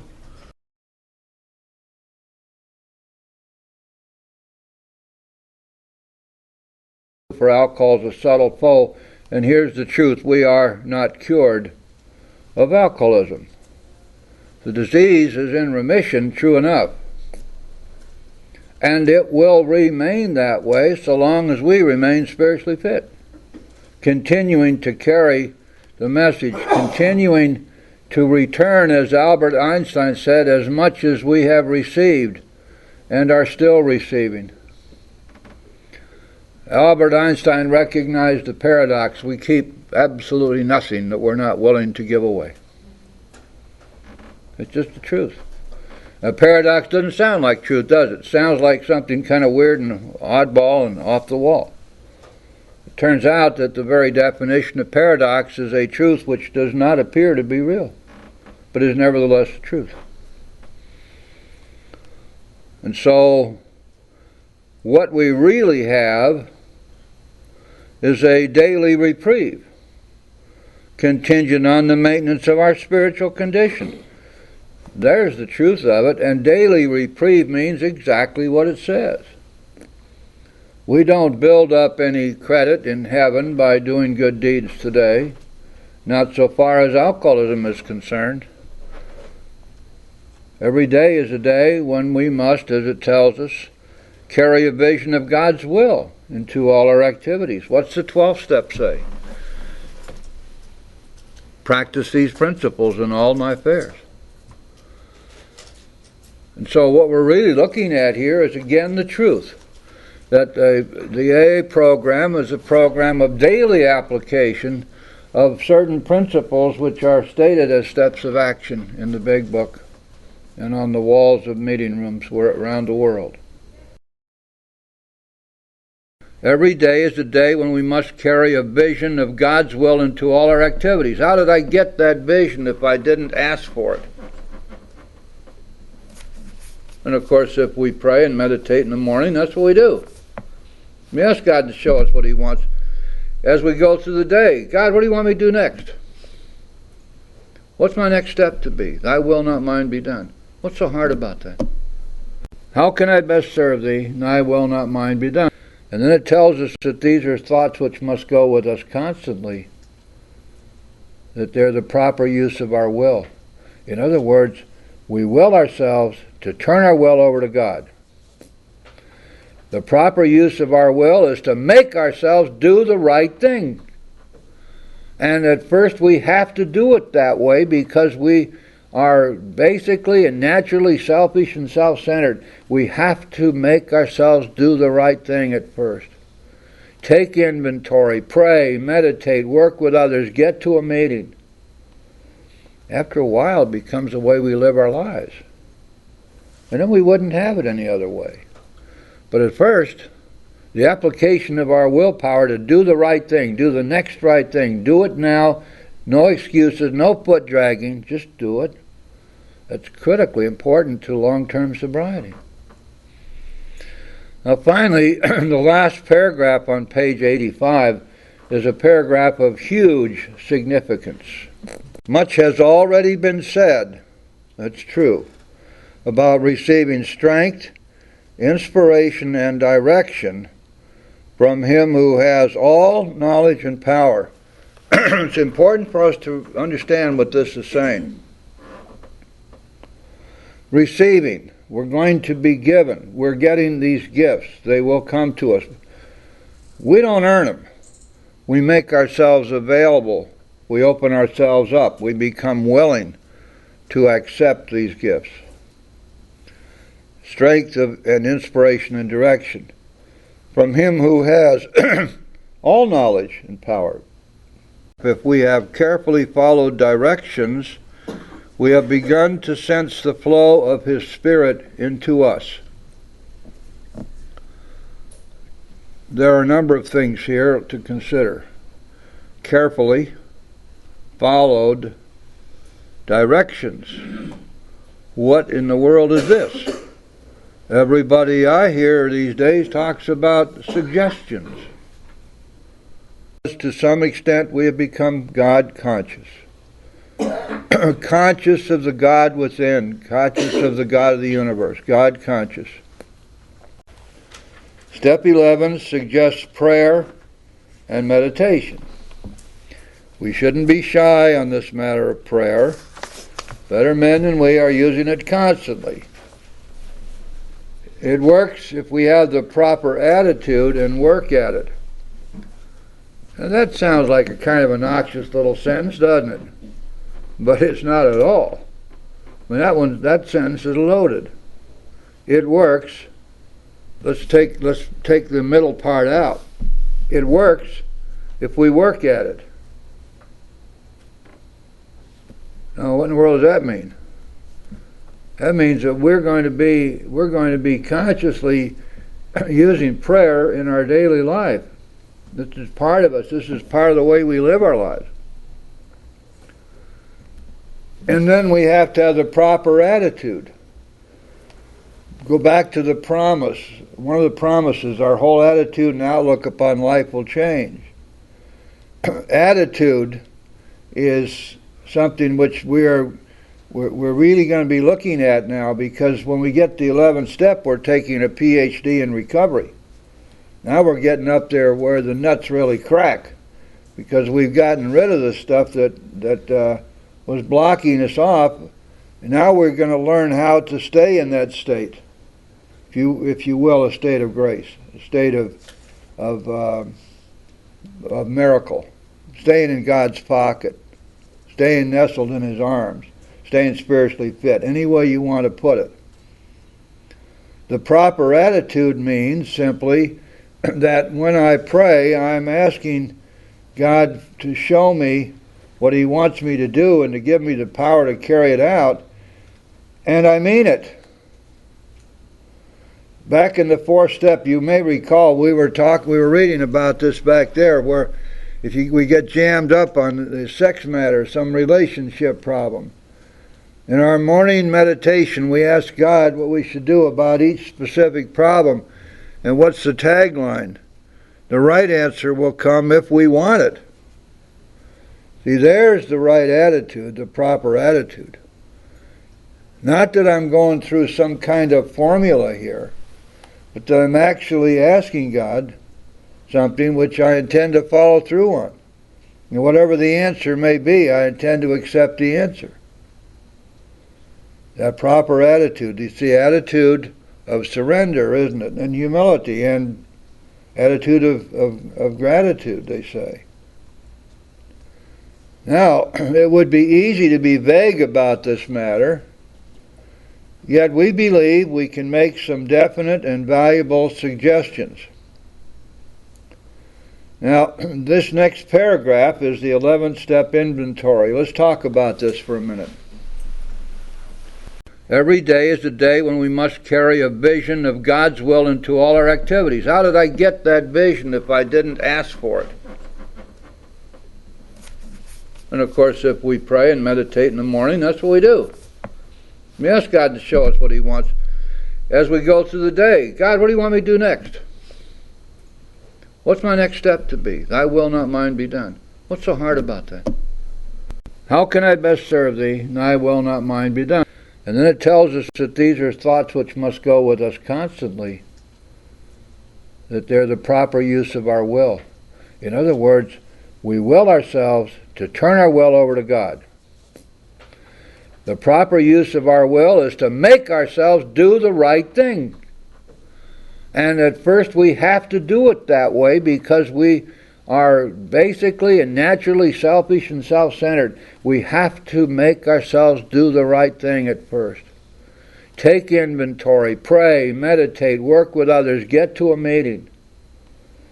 After a while it becomes the way we live our lives. And then we wouldn't have it any other way. But at first, the application of our willpower to do the right thing, do the next right thing, do it now, no excuses, no foot dragging, just do it.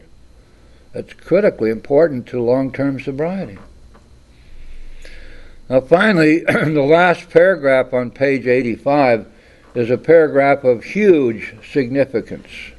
Much has already been said, that's true, about receiving strength, inspiration, and direction from Him who has all knowledge and power. It's important for us to understand what this is saying. Receiving, we're going to be given, we're getting these. Now then,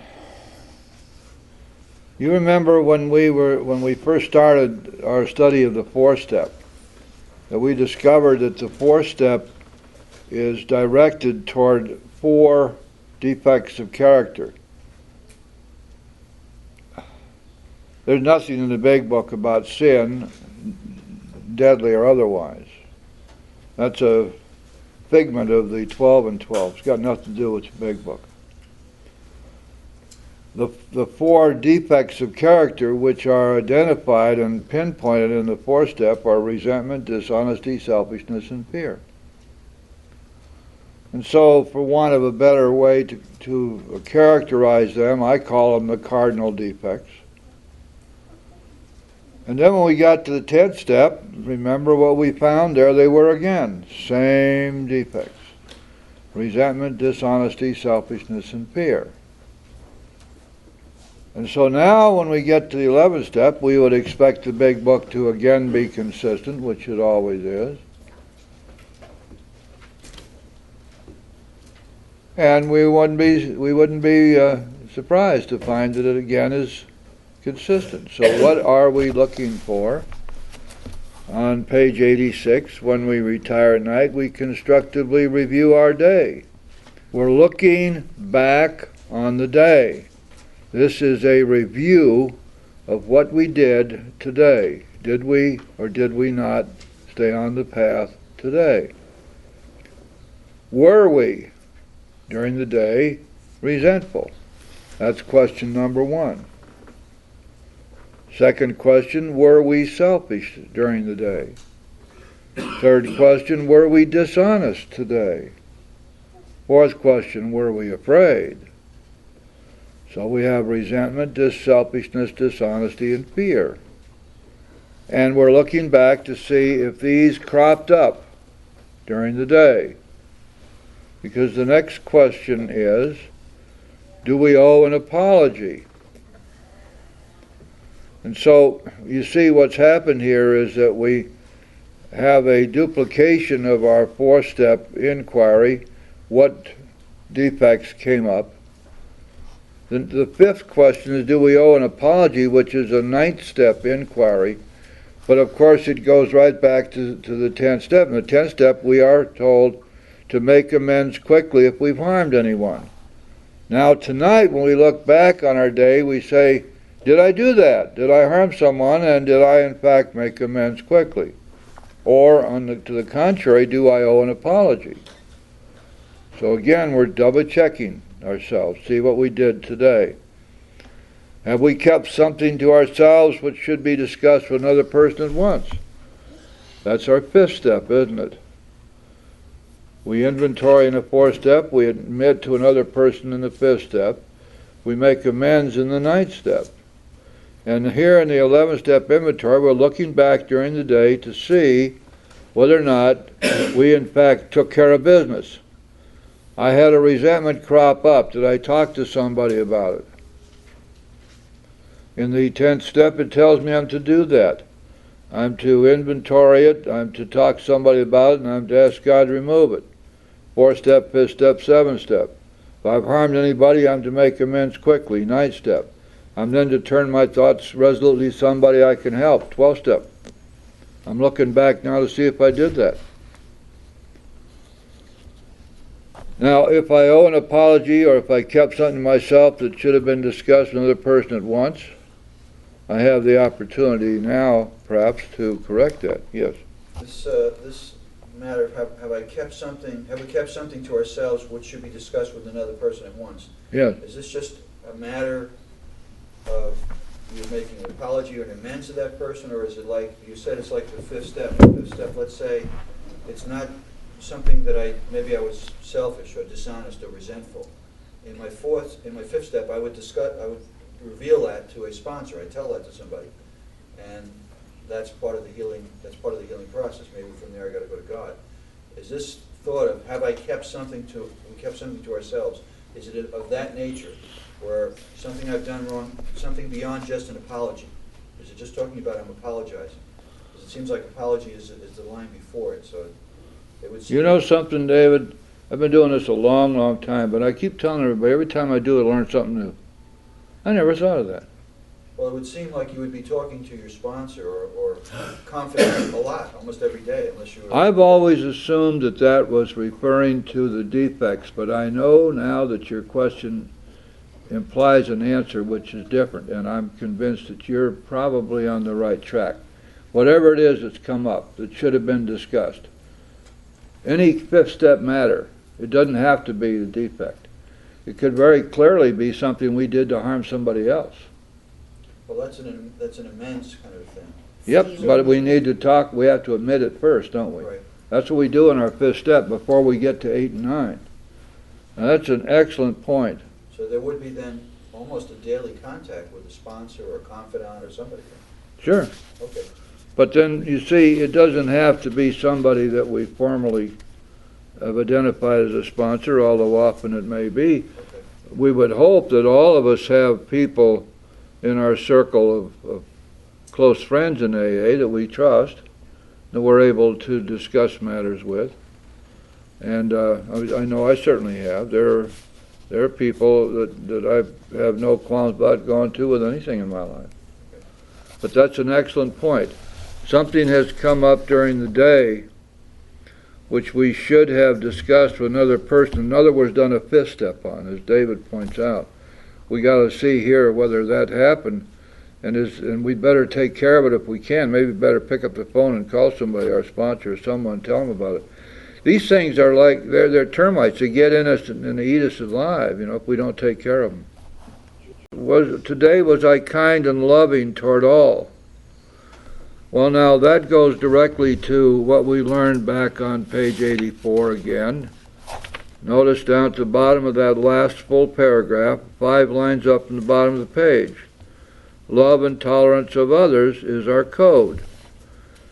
Now, this question on page 86 identifies what that means. It does not mean that we carry around an attitude of love or an attitude of tolerance. This question asks us today, was I kind and loving toward all? In other words, did I act with kindness and love? Because love which is not acted upon is like faith without works. It's dead. There's no love there unless it has to be expressed in some way. It has to be put into action. Same way with tolerance. It's not enough to say that in my secret heart of hearts I'm very tolerant of you. But did I act with tolerance? Because the act of tolerance is the act which solidifies the actual fact of tolerance. I'm not tolerant just thinking about it. I'm only tolerant if I act with tolerance. And so here, in this little nightly inventory, I'm asking myself today, did I act toward others with love? Was I kind toward others today? There's I don't know if I passed this on to you guys, but it's what I call being slick. And that may sound like something kind of slippery and stuff, but it's not. It's a way of remembering something for me, and I'll pass it on to you. I believe that our job each day is to be soft-spoken, loving, considerate, and kind. And you can put an I in there if you want. I don't know what it would be. Slick. Soft-spoken, loving, considerate, and kind. And when we do that, when we act toward other people that way, we have a tremendous impact upon our environment. We have a tremendous impact upon our milieu, the place where we live, the place where we work, and our families and our friends and our social gatherings. The person who is soft-spoken, loving, considerate, and kind will trigger the same kind of reaction in the people around them.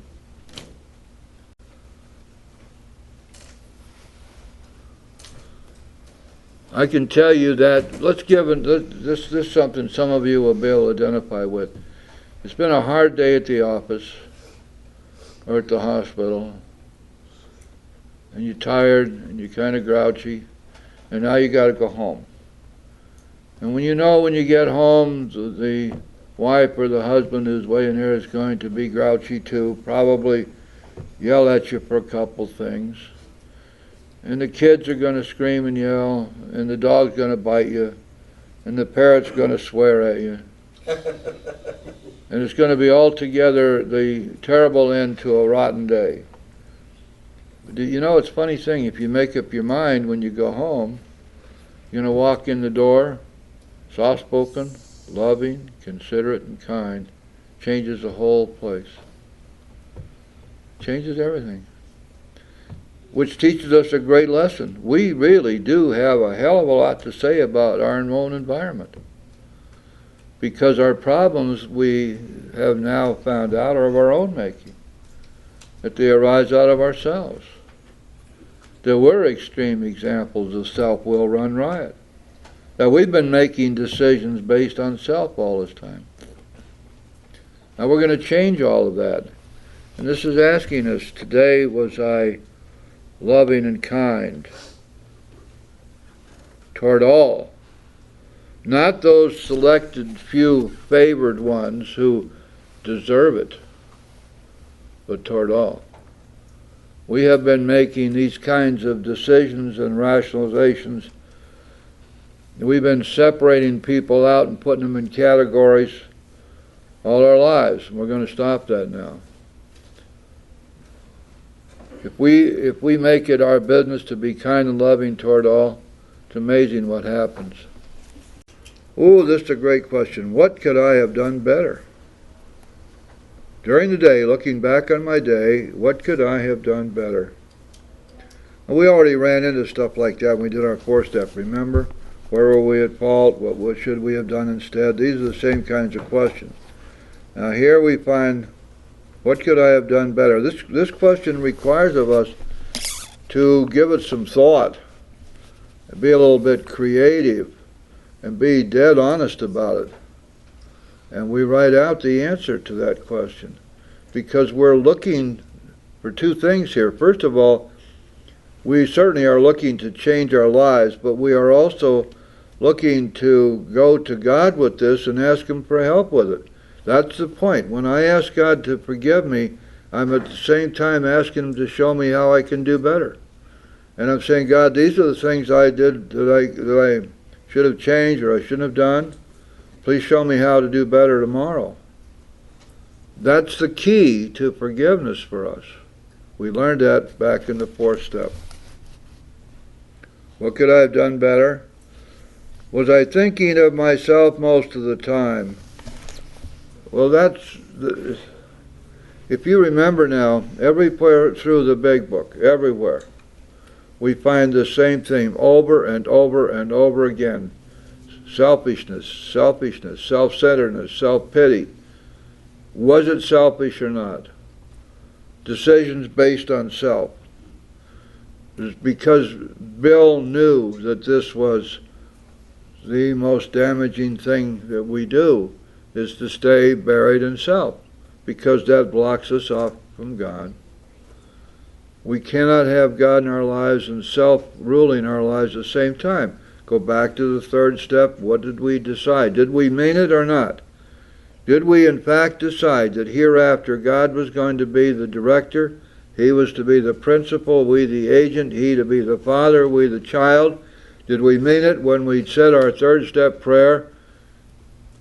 I offer myself to thee, to build with me and to do with me as thou wilt. I am here, take me. No reservations. Did we mean it? And if we did, then we know how critically important it is to stay out of self. And here's the key question, because it is our thinking about ourselves which is the major indicia of being buried in self, isn't it? Was I thinking of myself most of the day? And if I have to say yes to that, then I know I got a problem. I know that today I was living buried in self. And yet, this is the most natural of human conditions, isn't it? Because we human beings are just naturally self-centered. It's the way we're built. Therefore, we've got things that we need to do every day to stay out of self. There are 3 things that we do that the Big Book has shown us to do. One, as we go through the day, we turn often to God and we say, God, what do you want me to do next? What's my next step to be? Thy will, not mine, be done. This is a conscious effort, an action on our part, which is an action of surrender, isn't it? And if we do that during the day, we're constantly reminding ourselves who's running the show. Second thing that we do that is an act of surrender, to stay out of self, is we meditate. In meditation, as we're going to talk about this next week, and we'll probably do some meditating together as well, because a lot of people have a little fear of it. When we meditate as a group, we find out very quickly that we can do it. But meditation is an act of surrender. God is there, and we're letting go to Him. We are agreeing with God that whatever it is He wants us to do, we're going to accept the answer. And we're asking Him to show us what He wants us to do. We are literally seeking directions from Him. And the other thing we do to stay out of self is working with others. Now, there are a lot of people who stay sober for long periods of time, even though they're not doing much else, because they do an awful lot of sponsoring, or they do a lot of service work.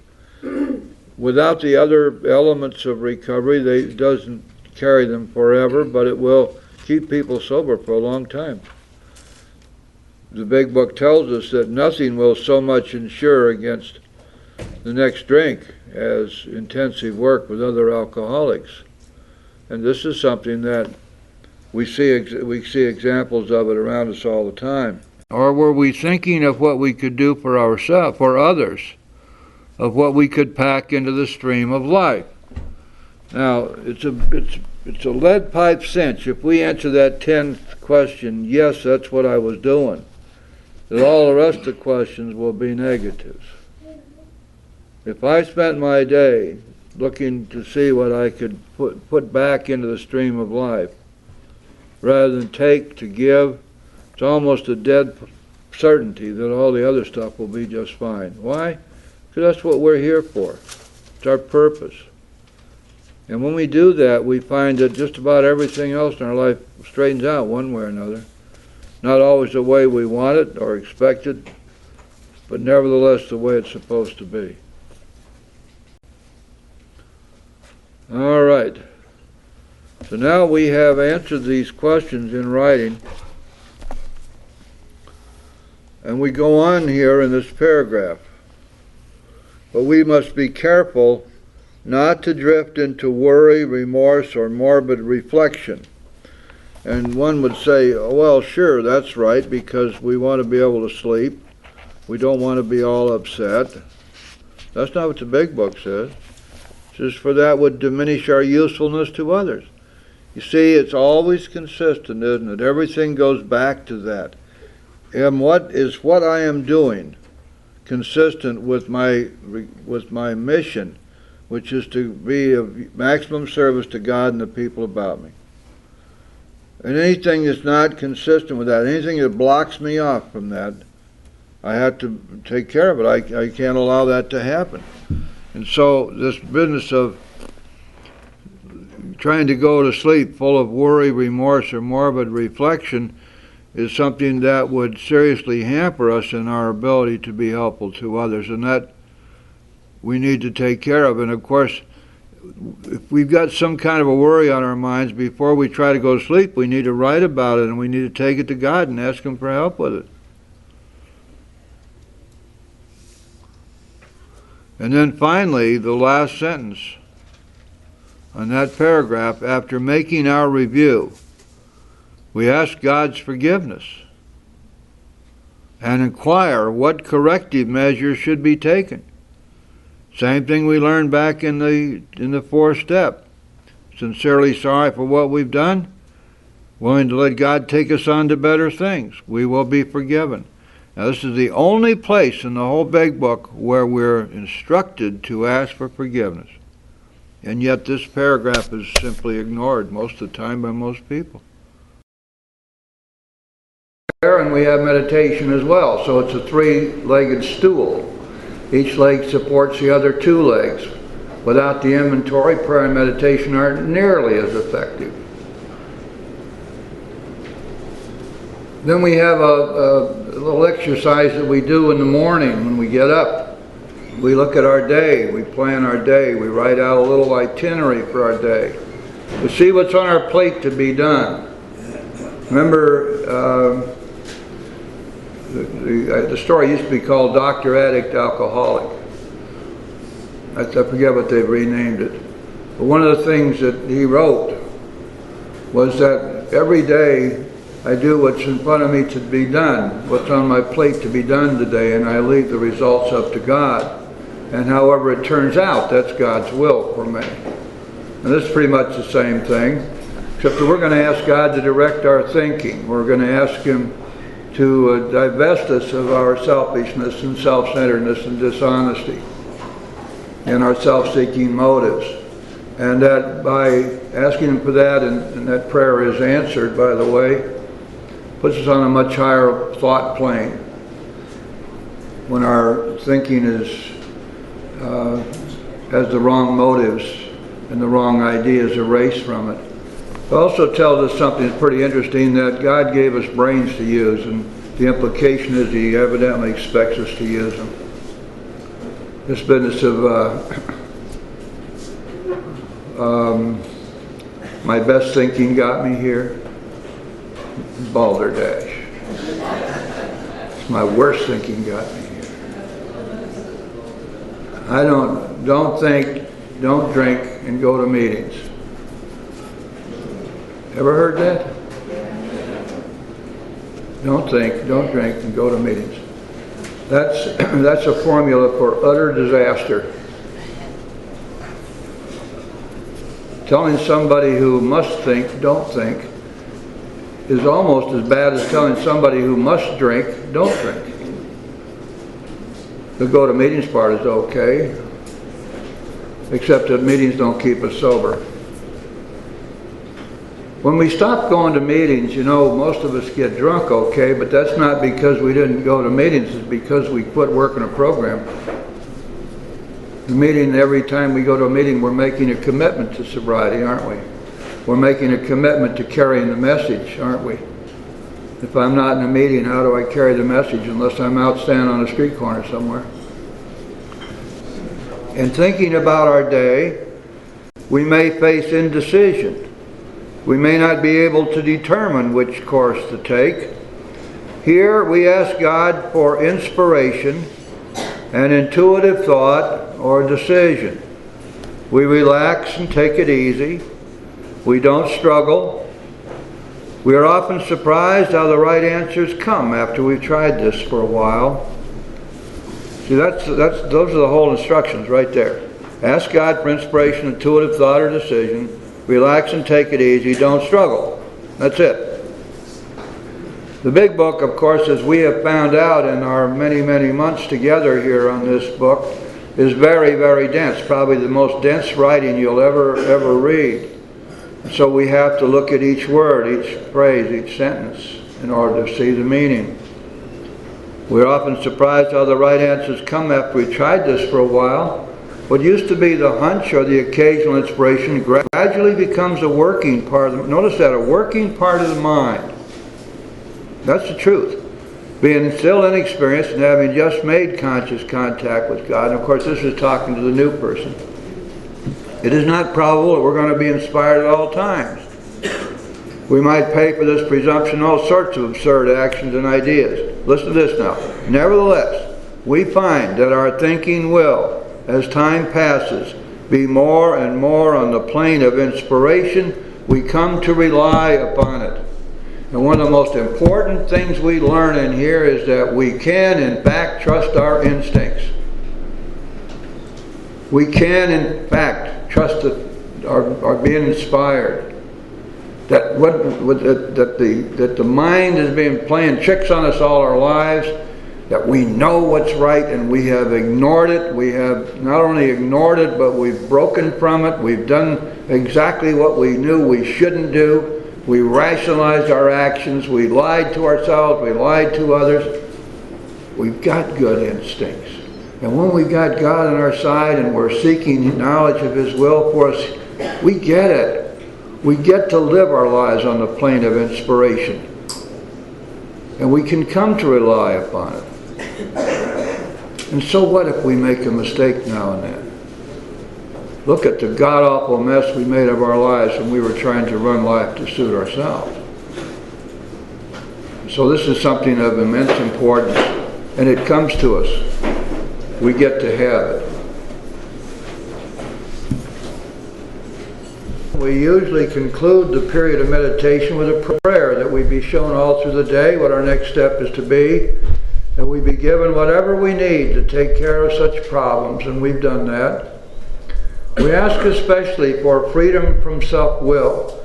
Remember now, going back to your third step prayer, the second paragraph, the second sentence in the third step prayer makes a major issue of it. Relieve me of the bondage of self, that I may better do thy will. And so here again we ask especially for freedom from self-will and are careful to make no request for ourselves only. We may ask for ourselves, however, if others will be helped, we are careful never to pray for our own selfish ends. Many of us waste a lot of time doing that and it doesn't work. You can easily see why. Well, now that last sentence is kind of a throwaway, isn't it? I'm not necessarily sure that it's easy to see why praying only for ourselves would not work. In fact, many times, a lot of us have been taught that that's what we are to do. And so these instructions in the Big Book may come as a bit of a shock. I guess the rationale here is pretty simple, though, if we think it through. Where do I get off telling God what He's supposed to do for me? Haven't I really, back there in the third step, said I'm turning my life and my will over to your care, to do with me and to build with me as you want? Isn't that what we did? And isn't that what surrender means? And so Bill kind of backed away from this one time in one of his writings. I'm not quite sure what he had in mind, but he said it'd be okay to pray for ourselves if we end the prayer by saying, if it be thy will. That sounds way too facile and easy to me. It's almost like, well, you know, I better do this, God. Yeah, if it be your will. The idea here is that we keep our minds off of ourselves, our wants, needs, and desires, and keep them centered on what God wants us to do, and that's the purpose of prayer and meditation. And it is consistent with everything else we find in the Big Book. Results are nil until we let go absolutely. Those who cannot recover are those who cannot or will not completely give themselves to this simple program. So you see, there's consistency all the way through. Remember, the Big Book told us a little earlier on that though we might at this time be trying to set our lives in order, this is not an end in itself. That our real purpose is to fit ourselves to be of maximum service to God and the people about us. That's what we keep in mind. And that's where all of our future joy, happiness, and freedom comes from. You see, it is our heritage to be happy, joyous, and free. We get to have that, but it doesn't come for nothing. It comes because we work for it, because we have the right attitude toward what we're doing, because we continuously work the principles of this program in our lives. And most especially it comes because we have worked in self-sacrifice for other people. That's where it all boils down to. Keep in mind that none of us had much of a mission in life when we got here, except to survive somehow and grab as much pleasure as possible. We're born, life's a bitch, and we die, so what? Well, that's not true for us now. We have a purpose in life. We've got a mission. Bill called it our holy mission. To carry his word to others. And when we do that, we get to have a life beyond anything we could ever have imagined for ourselves.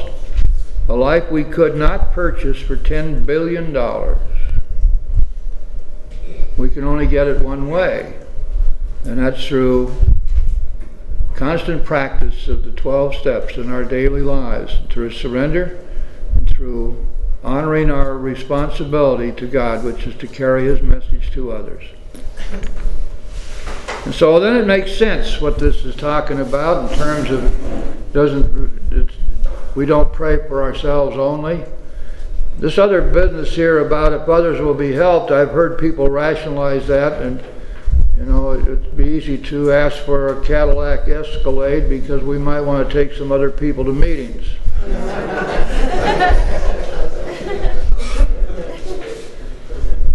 I don't think that's going to work too well. I used to see a Cadillac Escalade around the meetings. I haven't seen it for a while. It's funny how those things don't seem to last in the AA parking lots for very long. They don't fit too well with the drunkmobiles.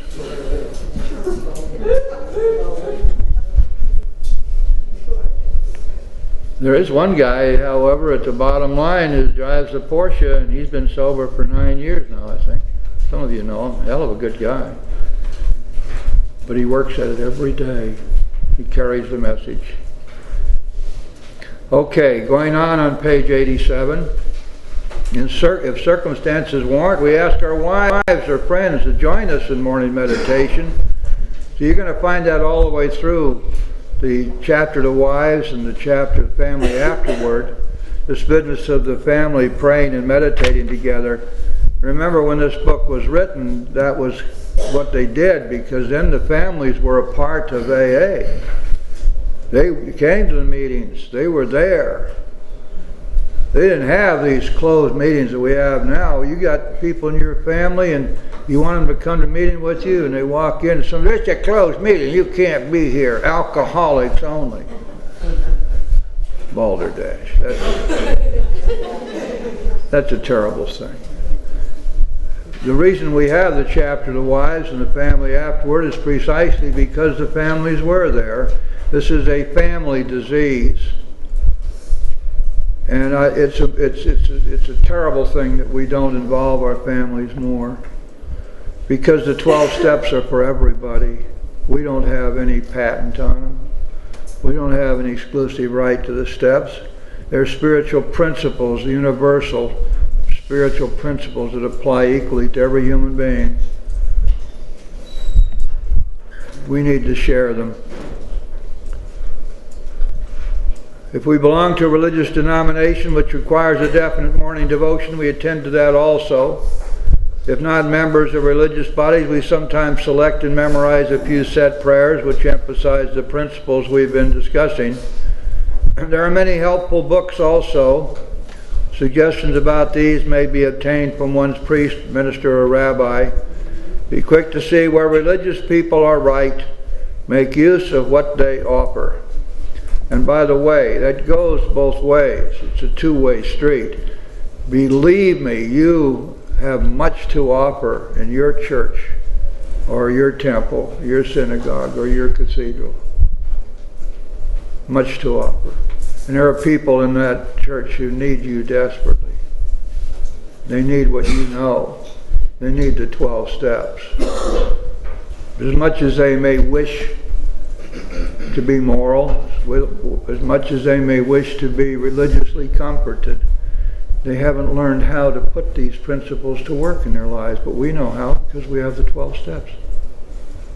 It's a wonderful thing to be able to teach. That's why I wrote the 12 steps for Christians. Because we're able to back up all the steps with Christian quotations from the Bible, but we could, more than half of those quotations come from the Old Testament. And if one were to read the Koran or the Torah, one would find the same thing. And if one were to read the Buddhist writings, one would find the same thing. Shintoism. It doesn't matter. Wherever human beings have concentrated on the Almighty, whatever they call him, or it, these principles have come flooding out. Going on down to the bottom of page 87, as we go through the day, we pause when agitated or doubtful and ask for the right thought or action. You see, here again is an action of surrender, isn't it? We constantly remind ourselves we are no longer running the show, humbly saying to ourselves many times each day, "Thy will be done." We are then in much less danger of excitement, fear, anger, worry, self-pity, or foolish decisions. And by the way, when we say the Lord's Prayer together tonight, and we say, "Thy will be done," please remember that we are not giving God permission. We're stating the fact that His will is going to be done whether we like it or not. It is a statement of fact. Thy will be done. We are then in much less danger of excitement, fear, anger, worry, self-pity, or foolish decisions. We become much more efficient. We do not tire so easily, for we are not burning up energy foolishly as we did when we were trying to arrange life to suit ourselves. Another admonition, another plea, get out of self. It's a killer. Surrender and act with obedience. Find God, surrender to God, and be obedient to God. That's the whole ticket right there. It works, it really does. We alcoholics are undisciplined, so we let God discipline us in the simple way we have just outlined. And boy, oh boy, is that ever important.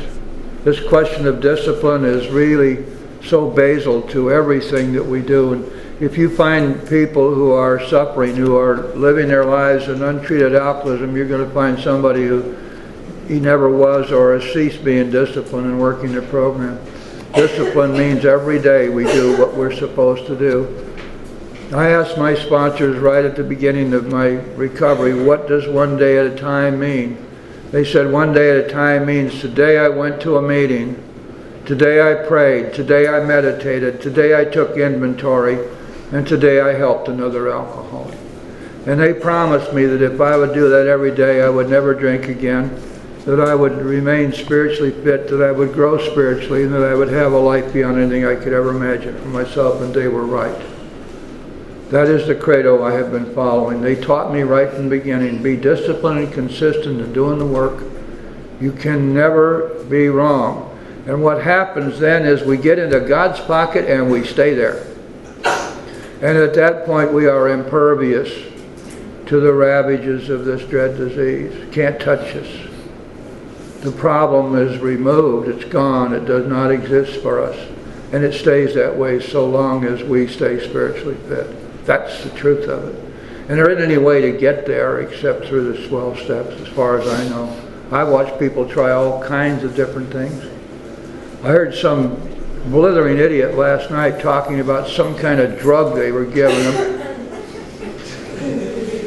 And he said that this drug cut his drinking by 3/4.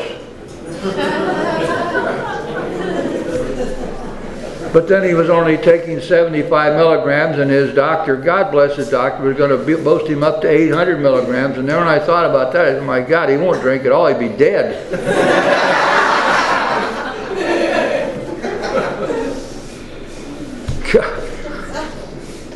I've heard of every kind of nostrum, every kind of phony baloney stuff coming out of some prestigious organizations like the University of Miami, like the Rand Institute, like a number of big shot places. They're all saying they'd found a way to get us to drink socially.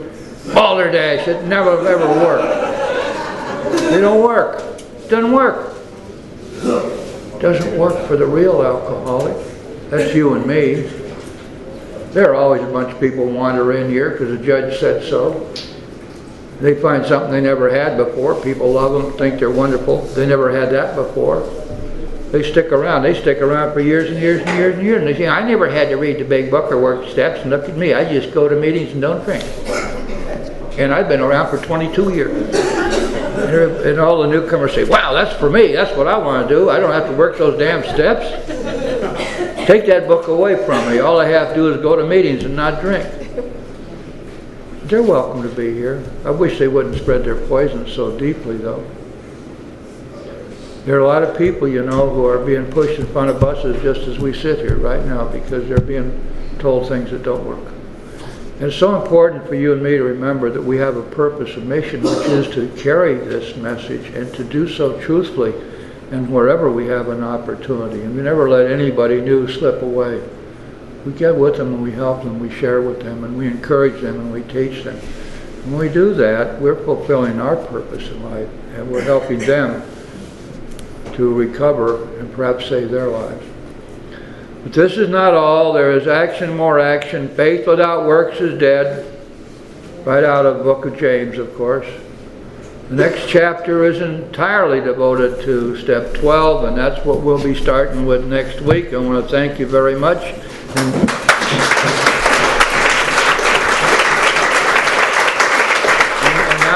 now we have a real treat in store for you. The world's most famous chipmunk is going to come up and do the chips for us.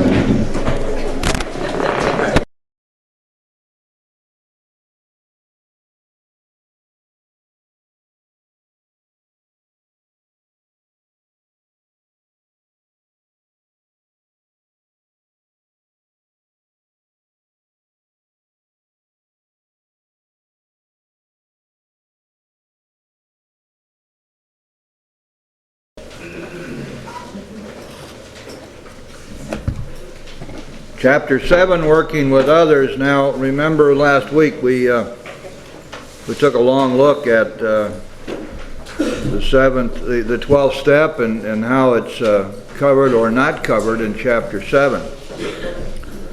Remember, we discovered that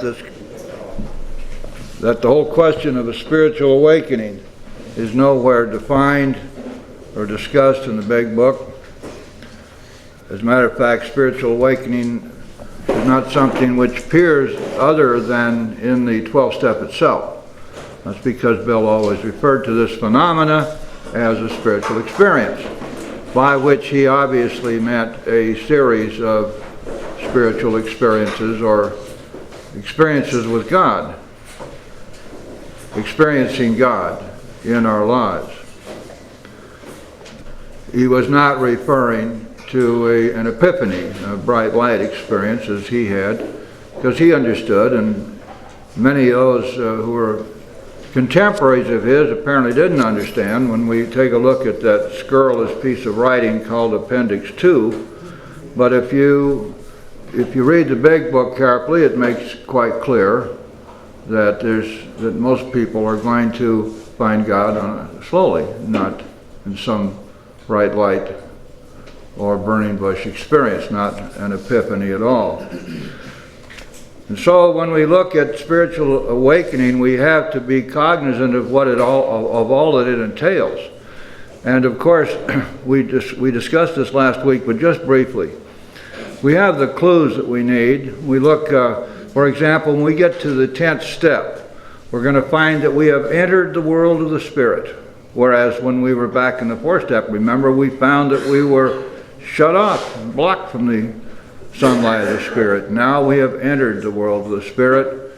We will find that though we came in here crazy as coots, we were insane, our minds didn't work right, we have now been restored to sanity. We came in powerless over alcohol, and that problem has been solved. We came in defiance and rebellion and denial against God, and yet now we've commenced to sense the flow of God's Spirit into us. And moreover, we have become God conscious. We're conscious of the God within, just as we were promised back in chapter 4 we would do.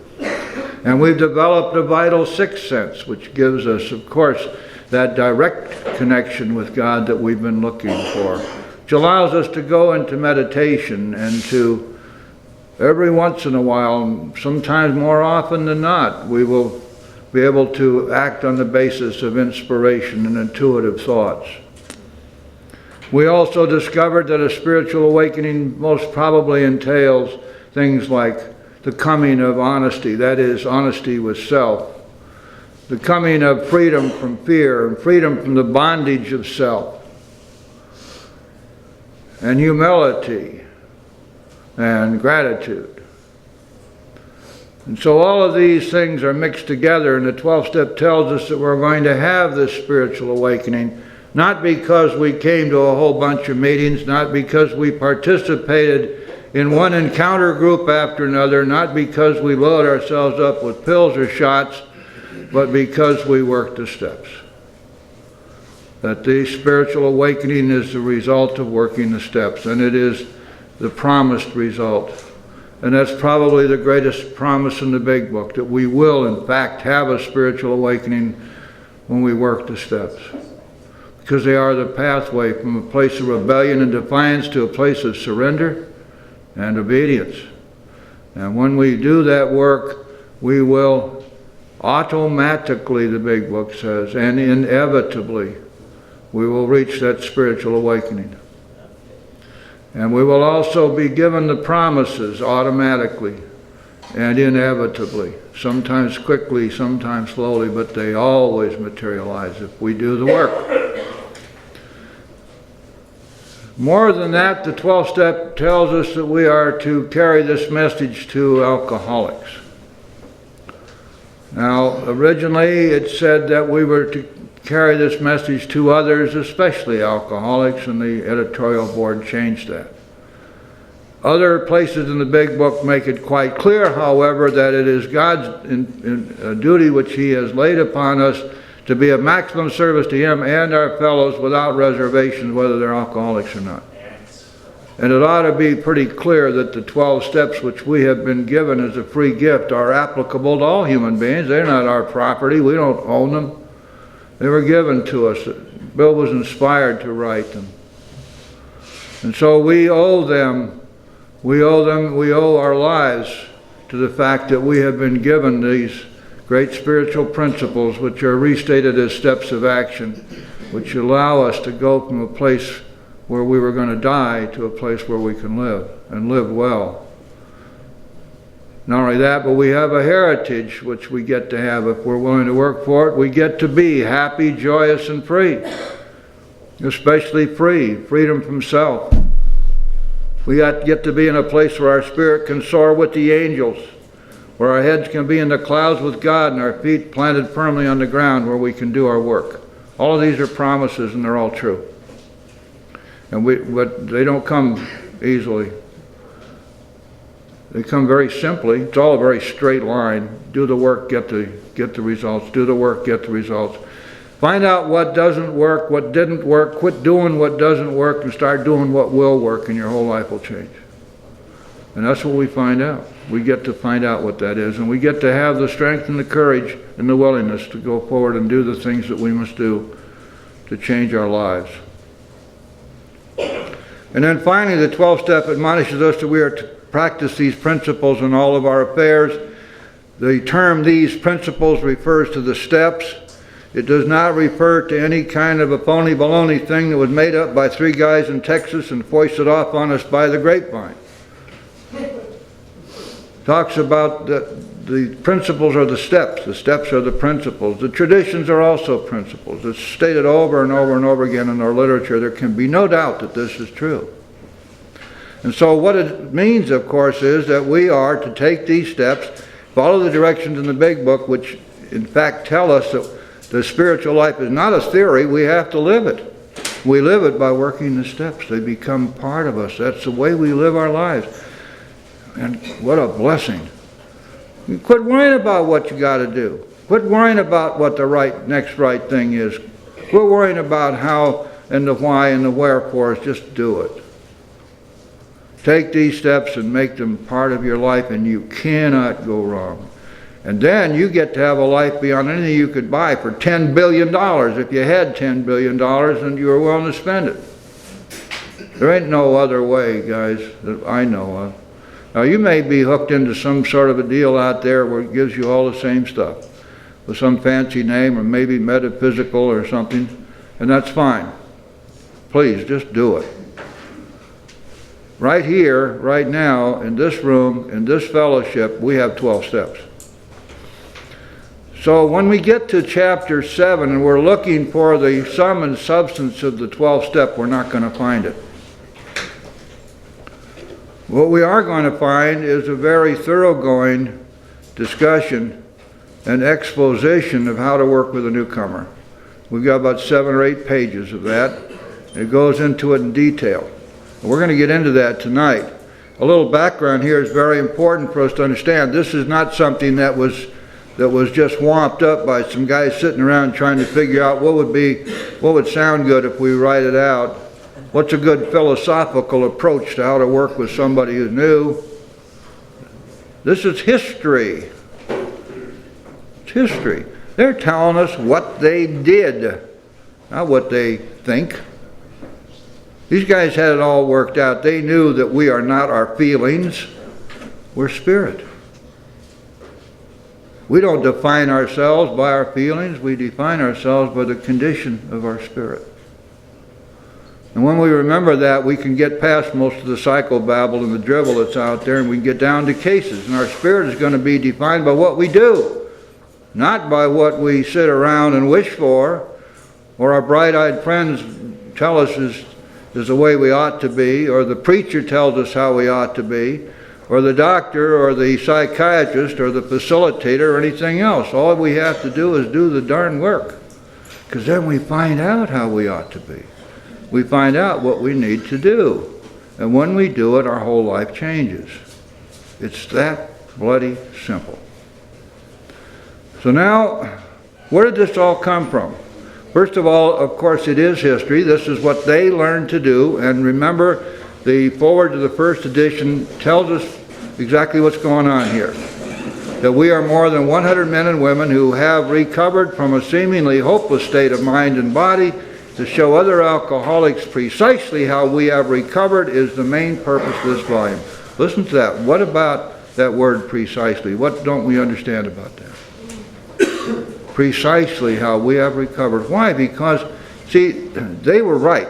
They believed that if they would recount to us their history of recovery, and that if we would be properly motivated to emulate what they did, to follow the directions which they had learned and which they set out for us in this book, that you and I, we too, would recover. Now you ask yourself, were they right? 1939, you might have said, well, I don't know, this might be a big pipe dream.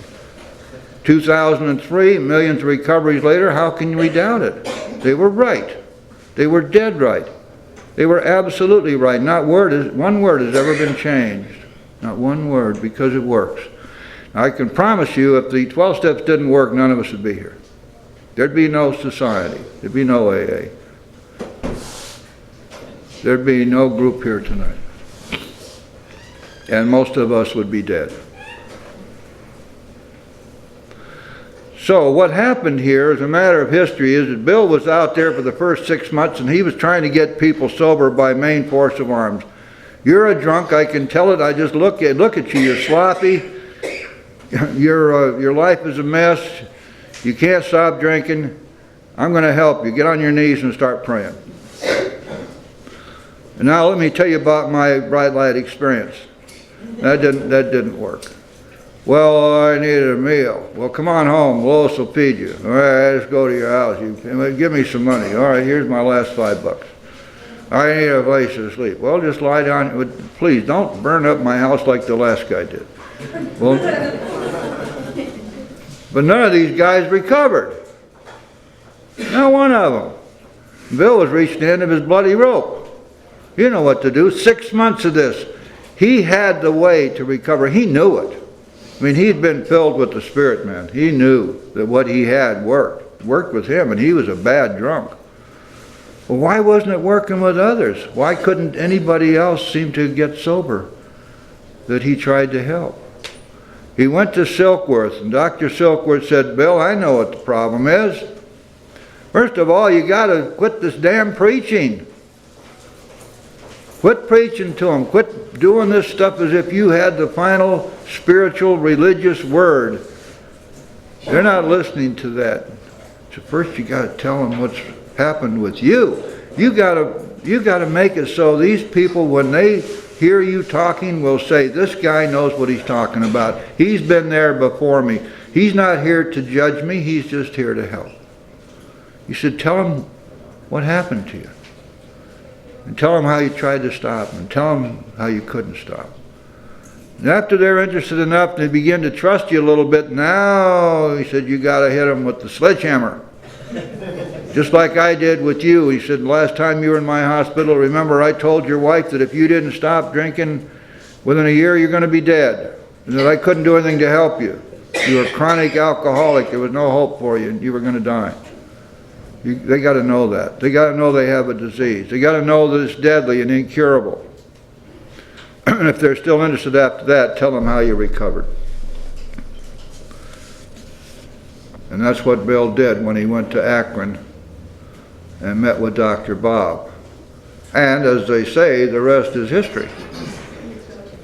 That's where it all got started. Of course, Ebby had a lot to do with it back there originally, but you got to remember something about Ebby and Bill.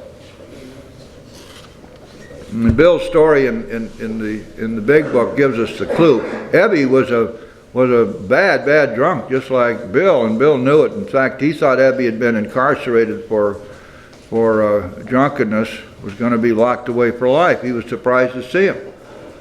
So Bill had no doubt that when Ebby sat there in front of him 2 months later, bright-eyed and bushy-tailed and sober, that Ebby had something to tell him that was worthwhile listening to. So Ebby had a big leg up as far as carrying the message. Now, most of the time, you see, we don't have that. If we're going to work with somebody new, they're going to have to find that they trust us. We're going to have to establish our bona fides, our credibility in this area of alcoholism. And so we're going to tell them our stories. Well, that's what Dr. Bob heard. And Bill went to Akron, and he followed the directions that Dr. Silkworth had given him. He told Dr. Bob his story, and he told him all about alcoholism and how deadly it was. And Dr. Bob was amazed because he never heard any such a thing, and he was a medical guy. Told him how he recovered, and Dr. Bob was fascinated by that time.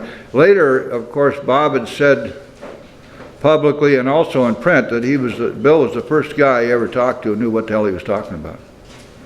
Well, I really don't think Bob used the word hell. He might have. By the way, there's a red sign back there that says no profanity.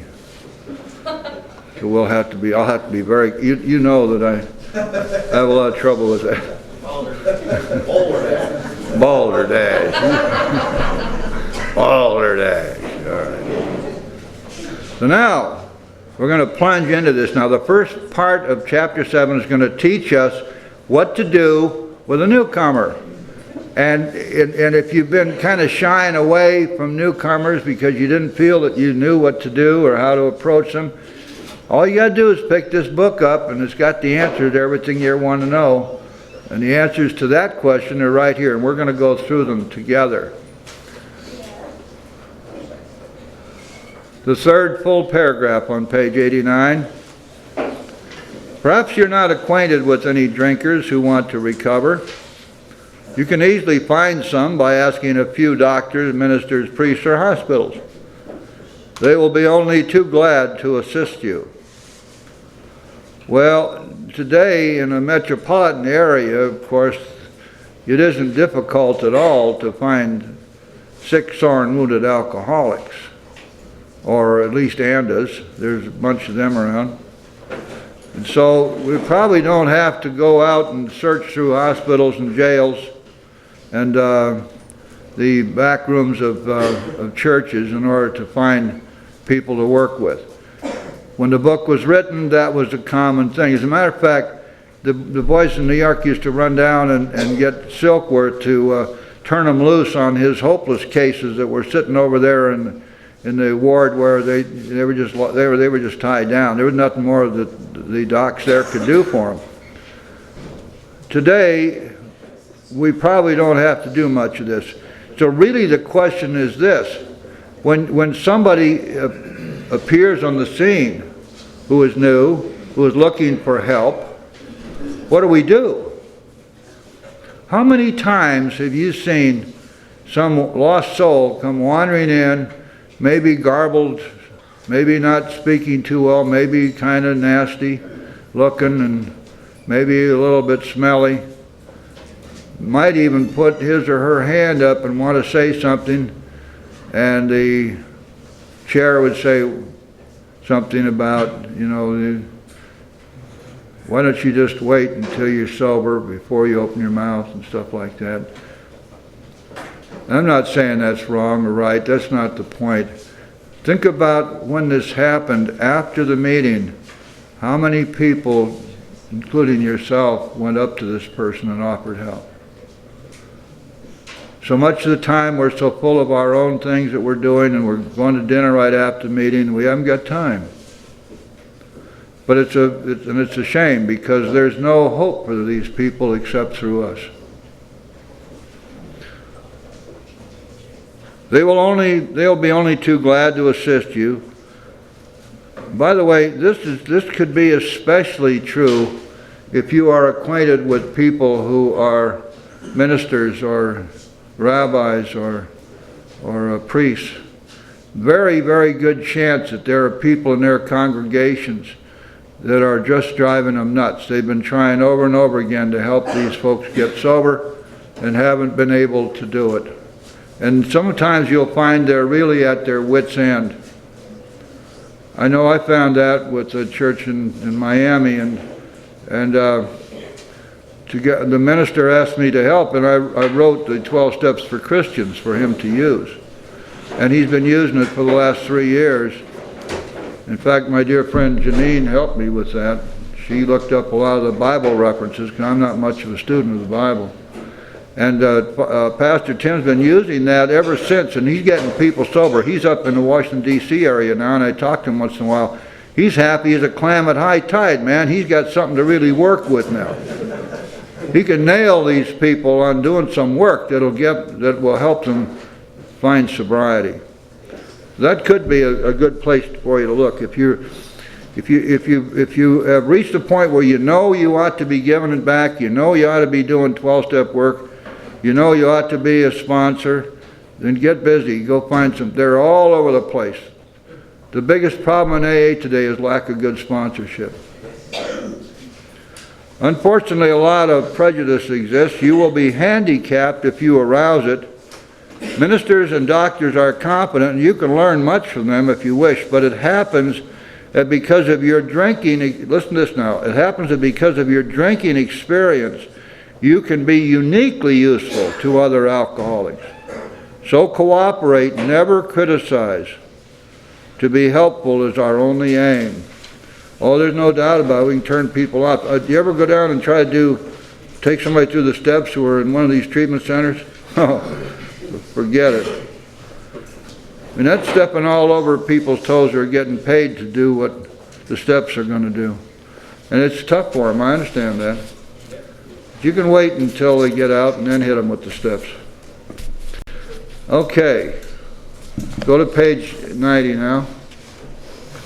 When you discover a prospect for Alcoholics Anonymous, that's pretty interesting. It's like like digging for gold.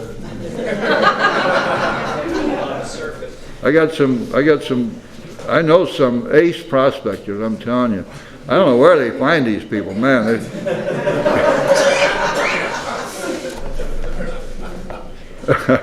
Every once in a while I get a call, Jim, gee, I got somebody here, kind of a tough case. You want to give me a hand? Or then I get a phone call. Well, so-and-so gave me your phone number, said to call you. That's okay. It all works out the way it's supposed to. Now then, when you discover a prospect for Alcoholics Anonymous, find out all you can about him. Now, this is the first, now see, right now we're getting started here to learn how to work with a newcomer. The first thing to do is to find out as much as you can about them. This doesn't mean we're going to hand them that thing that requires them to do an autobiography before they do a first step and all that crap. We're talking here about just talking to the person and find out, are you employed? Do you have a family? Do you have any kids? Do you have a wife? Do you have a husband? How old are you? Do you belong to any church? A few biographical things. How old are you? This kind of stuff. Just find out something about the person.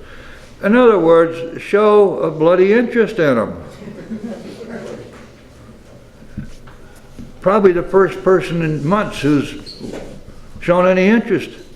Isn't running away from them. Not telling them to get lost. Stick around only if you got money.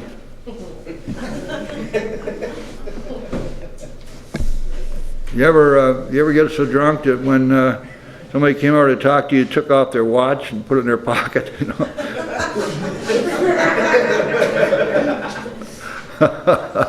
Oh man, we are a mess, aren't we? We're going to take one more sentence here. If he does not want to stop drinking, don't waste time trying to persuade him. You may spoil a later opportunity. Now, how many times you heard this? Some poor soul wanders in here, or maybe got a nudge from the judge and shows up in here, kind of wondering what the heck they're doing here. Some wiseacre's always going to say, what do you think this is, a bingo game?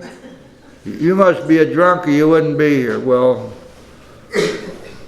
that may be true, but it isn't the way we start with somebody who's scared to death, who's been beaten up. Can't we remember how we felt? Geez, what happens to us? We forget that easily. Can't we remember how desperate we were, how much we needed somebody to at least take an interest in us, to at least care a little bit? No matter how much of a front we put on, isn't that what we really wanted? See how easy it is? It's no big deal. All right, now then. I was up in Chicago last week with Nick, and there were two new people who wandered into that meeting, identified themselves as first-timers. Half the meeting suddenly exploded like somebody it just came apart at the seams, and all these people jumped up and they grabbed these two newcomers and disappeared out the door.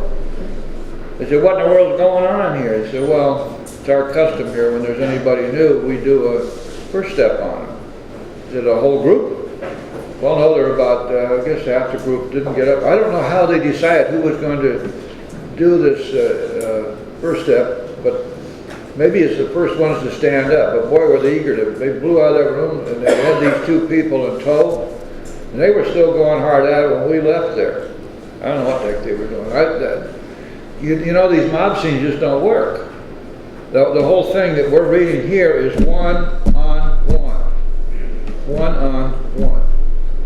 If you've got two people working with one person, those two people are really in tune with each other. That can often be efficient.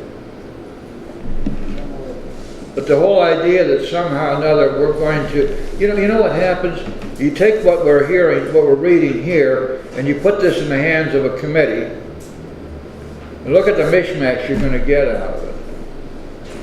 Everybody wants to prove that they're the greatest of all AAs, much greater than anybody else in the crowd. Everybody wants to be first among equals. And so, of course, with that kind of an attitude, it's going to be just a mob scene. Well, that's not the way it's done. And if we're going to be reading this, remember, this is you or me or one of us working with somebody brand new. Let's go down the middle of page 90. We have met the newcomer. We have found out something about the newcomer. We know a little bit about his or her history. Now we're ready to begin to try to put into action what we've learned how to do by reading this chapter and by experiencing it ourselves. Middle paragraph, that's third paragraph, middle page. Sometimes it's wise to wait till he goes on a bench. The family may object to this, but unless he's in a dangerous physical condition, it's better to risk it. Don't deal with him when he's very drunk, unless he's ugly and the family needs your help. Wait for the end of the spree, or at least for a lucid interval.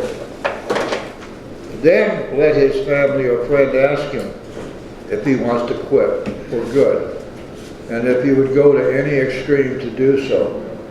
If he says yes, then his attention should be drawn to you as a person who has recovered.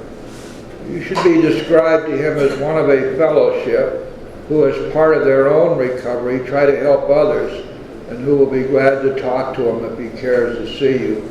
Now, this is kind of an ideal situation where somebody in the family or somebody who's close to the drunk is willing to go an extra mile here and point them in your direction. Quite often these days, of course, we don't have that luxury, because most of the time the newcomer walks in the door dazed and scared and maybe still half drunk, maybe more than half drunk.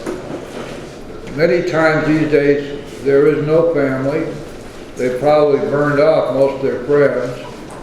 And so a lot of times these days we're pretty much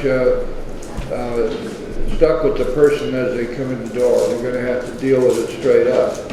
Nevertheless, if it's possible to have an introduction, that would be ideal. However, now we have this person in front of us, this man or this lady in front of us. If he does not want to see you, never force yourself upon him. Neither should the family hysterically plead with him to do anything, nor should they tell him much about you. They should wait for the end of his next drinking bout. You might place this book where he can see it in the interval. Here no specific rule can be given. The family must decide these things, but urge them not to be over anxious, for that might spoil matters. Now today, so much has changed, especially in large cities, metropolitan areas where there's detoxes and treatment centers and so on.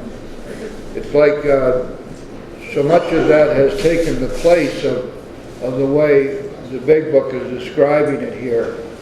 Nevertheless, as you go through your career in AA, you will find situations like this. Usually the family should not try to tell your story.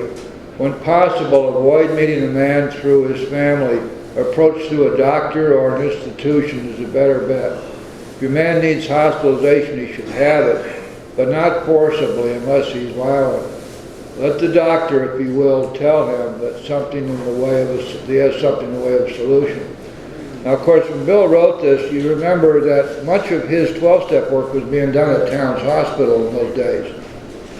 Dr. Silkworth was letting Bill and his cronies from the New York group come in to Towns Hospital on a pretty regular basis, because what had happened there was very interesting, and it led to Dr. Silkworth being so cooperative with them and with us.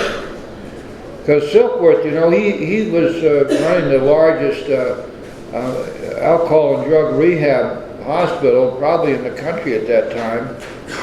And they'd been doing this for a lot of years, maybe 20 years, and Silkworth was the director of this hospital. But there were always those people who came in the door there that just they couldn't help. I mean, Bill was one of them. There was no way they could help Bill. There was no way they could help the chronic alcoholic. And they, over all these 20 years, they figured that one out. If they could get somebody soon enough, maybe with belladonna, which remember that's a poison, they poison them to get them to stop drinking, or with psychiatry, or with hot wraps or cold wraps, or I don't know what other stuff there, with group meetings, transactional analysis, all the stuff that they use. Aversion therapy, that was a big thing then, you know. The idea being that they give you this stuff, then you have to take a drink, and then you get violently ill with cramps and everything. And they keep doing this over and over again, and pretty soon the theory was that you'd stop drinking because you would automatically go into cramps as soon as you smelled alcohol. And it might happen for a day or two, but see what when they looked at this aversion therapy stuff, it was following the doctrine of Pavlov. Remember Pavlov and his dogs?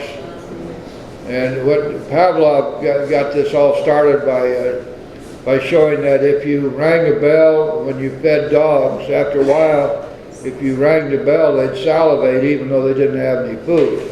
So he was able to condition the salivation response just by ringing the bell. Well, they extended that over to human beings, far more complex beings, I suppose, and I hope so anyway, than any dog, and human beings just don't react that way. So, you know, it's an interesting thing. There's still a hospital in Seattle, Washington, that's doing aversion therapy, and it didn't work 65 years ago, and it still doesn't work today. There's still people who are handing out antabuse to drunks, figuring that that's going to stop them drinking. Ain't no way. A real drunk will drink right through antabuse. It doesn't matter how sick you get, because they know that after a while the sickness will go away. Then they'll be able to drink, no problem. Antabuse didn't work. Aversion therapy doesn't work. Scaring a drunk to death doesn't work. Self-knowledge doesn't work. Science doesn't work. And for the most part, religion doesn't work. Really strange. There seems to be one way that really does work, and that's one alcoholic working with another. We bunch of amateurs. All we have is our own experience, strength, and hope, and yet, applied in the right place at the right time with the right drunk, it works. Amazing, huh? I think all this started back there when Bill's friend Debbie came to visit him after being sober only 2 months. Oh, well, you can't do any kind of 12-step work till you've been sober at least 4 years. Balderdash. You ever see the picture of the man in the bed? That's Bill Dotson, Bill D. That's Bill Wilson and Dr. Bob sitting there. And Bob's sober about 3 weeks at that point. Of course, Dotson got sober, stayed sober, became the leading light in the Akron AA movement. There's so much mythology running around, and sometimes it's hard to keep track of it all. Amazing stuff. Because you know the AA program, this big book and the 12 steps are just bloody simple. That's all, they're just simple. Simple things that we do, and we do them every day. We learn how to do them as we work the steps, and then we keep right on doing them the rest of our lives, that's all. When we do that, we recover, we stay recovered, we grow spiritually, we have a wonderful life. And it doesn't matter what kind of crap life throws at us, because we're going to, you know, there's plenty of nasty stuff out there. The question is, how is it going to throw us for a loop, or is it not? Are we going to be able to deal with it, or are we not? And some of us have pretty clear sailing, you know. Every once in a while, a little something might crop up. There are others who go through a crap storm every day of their lives, and yet they stay sober, and they are happy people, and they help other people. God bless them, too. Okay, so that's why Bill was insisting here that you might want to go through a doctor or a clergyman or somebody like that. And remember that Bill met Dr. Bob through a clergyman, and he met so many others who formed the first New York group through the hospital, through Dr. Silkworth. And Silkworth had all these guys isolated over here in another section of the hospital. These were the hopeless, helpless cases they could do nothing about. And here were these guys from AA coming in there. Can you imagine all these doctors and all this fancy stuff and all these fancy theories and all this medicine and everything, the great credentials on the walls, the diplomas, and they couldn't do anything. And here are these amateurs who come wandering in there. They'd sit down and they would talk to these guys for a while, tell them some stories, tell them a little bit about alcoholism. And after a while they'd say, hey, why don't we just do a little praying together here? So they might pray a little while. Then they'd leave and they'd come back the next day and they'd sit there and they'd talk some more. Just like those two guys talking to Bill Dodson, the man in the bed. And then they get to do a little bit more praying. And then they would leave, and then they come back the next day, and they would get a little bit excited, a little bit more animated, and the prayers would get a little bit louder, a little bit longer. And then this hopeless, helpless drunk who was a dead duck, consigned to the trash heap of life, would get up out of his bed and walk out of the hospital. And a month later, guess what? He'd be back to work with the next guy in line. So that's where we get the term pigeon. That means the next to carry the message. Carrier pigeon. And Dr. Silkworth could not help but see that this was going on. And Bill knew this really worked. In fact, what they found out was the more helpless and hopeless and consigned to the junk heap of life these people really were, the easier they were to work with. The hardest cases in the hospital were the easiest cases for this bunch of rank amateurs with no credentials, no diplomas, no letters after their name. The further down they were, the easier they were to work with. What a paradox. You come in there and you find somebody whose employer may have looked cross-eyed at him a couple times. They thought, whoops, tilt, maybe I better check in the hospital just to prove that I'm really doing something about this. There's nothing wrong with me. I just have a couple of drinks too much once in a while. And they come out and they're clean and sober, and everybody says, oh, Dr. Silkworth, he effected a miraculous cure of Aunt Sophie. Of course, Aunt Sophie's got her quart bottle, stuck up behind the best dishes in the china cabinet. When she goes down to the store to get her next bottle, she always buys a stalk of celery, because that way she can put the bottle next to the stalk of celery, and the celery will stick out over the top of the bag, and nobody will know she's carrying a bottle in there, right? She gets so damn sick of celery, can't throw it out, neighbors might notice. What an irony. The people that are the easiest for you and me to work with are the people who've been knocked down the furthest. It's screwy, isn't it? So that's what they found out. And so when this book was written, it's been 3.5 years of this, so a lot of what we read here is reflective of that 3.5 years. Of course, everything we read in this big book, is history.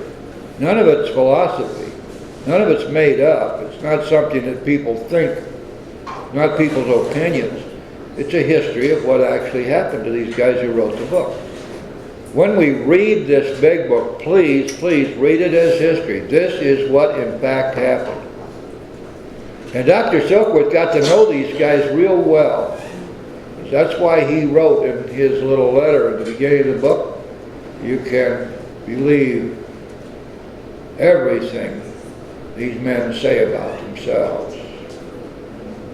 What a great encomium. I mean, it's a beautiful thing. I'd love to have that. I don't want it right now, but later on, way later on, I wouldn't mind having that as an epitaph. Okay, here we go on page 91, second paragraph. When your man is better, the doctor might suggest a visit from you. Though you have talked with the family, leave them out of the first discussion. Under these conditions, your prospect will see he's under no pressure. He will feel he can deal with you without being nagged by his family. Call on him while he's still jittery. He may be more receptive when depressed. Now, this next little phrase of 4 words is so important. See your man alone. One-on-one. Please, no mob scenes. See your man alone, if possible. It's hard enough, guys, for one of us to establish our bona fides, our credibility with the new person, the sick, sore, and wounded drunk. How are 8 or 10 of us going to establish any kind of credibility at all? It's going to happen. We're going to establish something here, which is this is what God wants of us. This is our mission. This is our purpose. That's why we're here. That's why we got sober in the first place. So that we'll be able to carry the message this way. See your man alone if possible. At first, engage in general conversation. I want to try to make a little bit of friends. And see, this is just the opposite of saying, hey, what do you think you're doing here? You think this is a bingo game or something? You must be a drunk or you wouldn't be here. Nobody comes in that door by mistake. You know, this kind of stuff. Besides which, I want you to sit down and shut up. I mean, you should take the cotton out of your ears and put it in your mouth. You don't know nothing. And I'm going to tell you what you need to know. And on and on. You know, that usual stuff.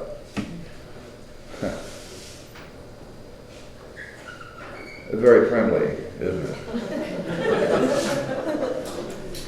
Did you ever hear this stone cold phrase, what is it, hard love? No. Tough love. Tough love. Tough love. Tough love is precisely the same as honest lawyer.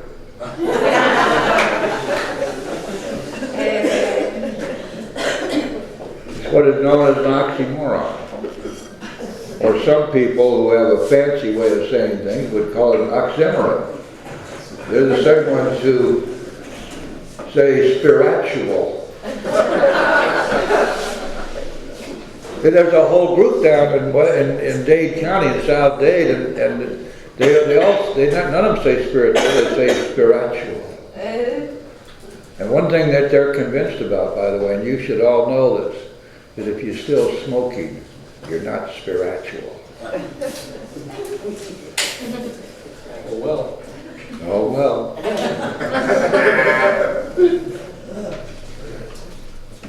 How you doing in there, guys, in the Cleveland? All right. Those are the spiritual ones in there. We love them. We're so glad they're here. Forward to the first edition. We of Alcoholics Anonymous are more than 100 men and women who have recovered from a seemingly hopeless state of mind and body. Okay, let's look at that sentence. There are a lot of really important thoughts in there, aren't there? More than 100 men and women. Marty Mann, by the time this was written, was actually a member. And Marty was the first woman. Her picture, by the way, hangs in Pompano Beach Room, over back of the podium. Over 100 men and women who have recovered. Here's what it means. Having recovered from a seemingly, notice the word seemingly, hopeless state of mind and body. The idea here is quite simple. It's expressed in with great precision. This book is addressed to and is written by people who recovered from what at the time when they first started recovery believed that they were in a hopeless state of mind and body. But now they realize that they were not hopeless. And so they used the qualifier there, seemingly hopeless state of mind and body. Notice that it's both the mind and the body. This is important too, because when we look at the doctor's opinion, we're going to find out that the body does not handle alcohol. We have something different about our bodies. And so the disease that we have is both a disease of the body and a disease of the mind. And later we find out that it is basically a spiritual malady. That is, that the roots of all of this are spiritual bankruptcy. To show other alcoholics precisely how we have recovered. Notice that that phrase is in italics. And that means it's emphasized, it's underlined. And in the original manuscript it would be underlined. When it's sent to the printers, they don't underline it, they place those underlined words in italics. But this is for emphasis. Precisely how we have recovered is the main purpose of this book. This is so important to understand when you're reading this book. It is not something which was made up. Nobody, Bill Wilson said, invented AA. It just grew by the grace of God with the purpose in mind of showing us, you and me, precisely how they recovered from a seemingly hopeless state of mind and body. That the main purpose of this book, therefore, is to recite the recovery history of those who came before us and helped write the book. I hope that's clear, because we can confuse this book with all the self-help stuff out there and we will be clear off track. This is not a self-help book. This is a book which is a recitation of the experiences of those who wrote it. And their message to us is quite simple. This is the way we recovered. We believe that if you will do as we did, you too will recover. I wanted also to emphasize to you that the people who wrote this book, many of them, more than half, did not have a year's sobriety. The longest sobriety in a fellowship when this book was written was a little over 3 years. And every time we get hung up on this time in the fellowship, this time in grade stuff, we should remember that we're putting limitations on people which may not exist. I've seen people who were far more qualified to be sponsors, to be trusted servants, to do anything that we do at 6 months than many people I see at 6 years. Because it all depends upon the amount of spiritual growth that the person has gone through. And our spiritual growth is a function of our working the 12 steps. So we want to be sure that we don't make the mistake of thinking that there's something sacrosanct or automatic about this time. It's not that time is not important, because of course it is. But in determining who is to be trusted and who is to be able to be helpful, who is to share a meeting, who is to chair a meeting, who is to handle money. All of these things that revolve around time, that's a false precept. Totally false. It has nothing to do with reality. The reality is that the person who has achieved a spiritual awakening and maintains their spiritual condition is the person that this book is talking about. That's the person who has recovered from a seemingly hopeless state of mind and body. I hope that's all clear. For them, it goes on to say, we hope these pages will prove so convincing that no further authentication will be necessary. Convincing of what? Well, first of all, convincing, yes indeed, I fall within everything that's said here. These people say we're alcoholics. They've admitted it. They say that they've recovered. They're no longer drinking. I identify myself with them, and therefore I have no difficulty in believing that I too may be an alcoholic. And as Dr. Silkworth says in his opinion, and I mean in the letter, the original letter that he wrote, he said, you may believe everything that these men have written about themselves. Now, wouldn't that be a wonderful epitaph to have if it was given to us? You may believe everything these men say about themselves. So they are hoping that no further authentication will be necessary. Can you begin to understand why it's so important to read this book first? The instructions in this book, and if you look in chapter 7, you find are very precise.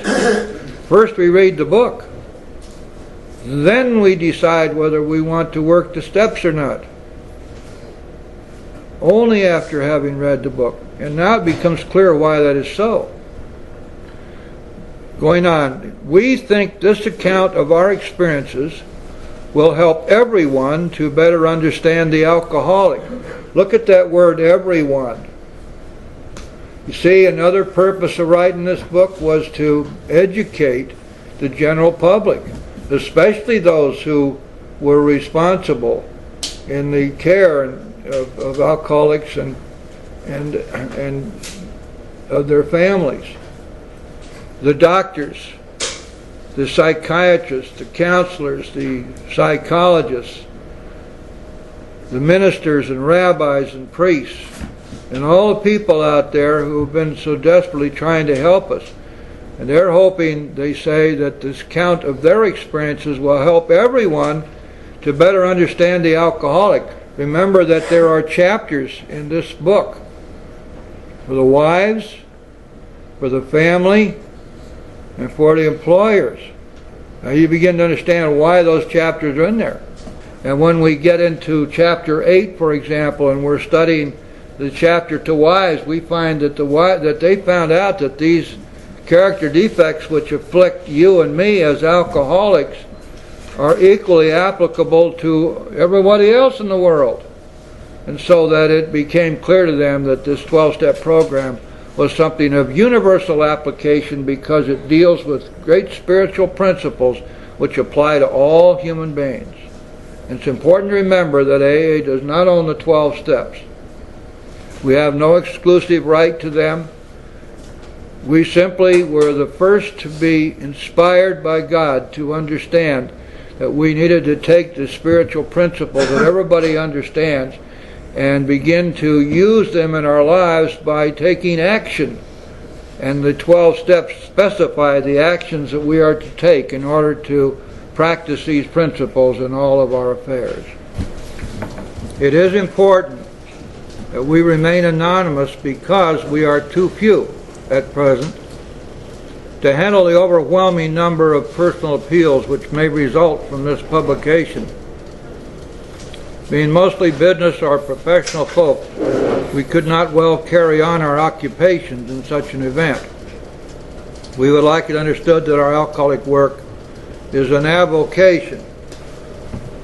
So you can see that the question or the principle of anonymity here had nothing whatsoever to do, at least as far as the Big Book is concerned, with the fear of discovery. The fear that we might become known as alcoholics.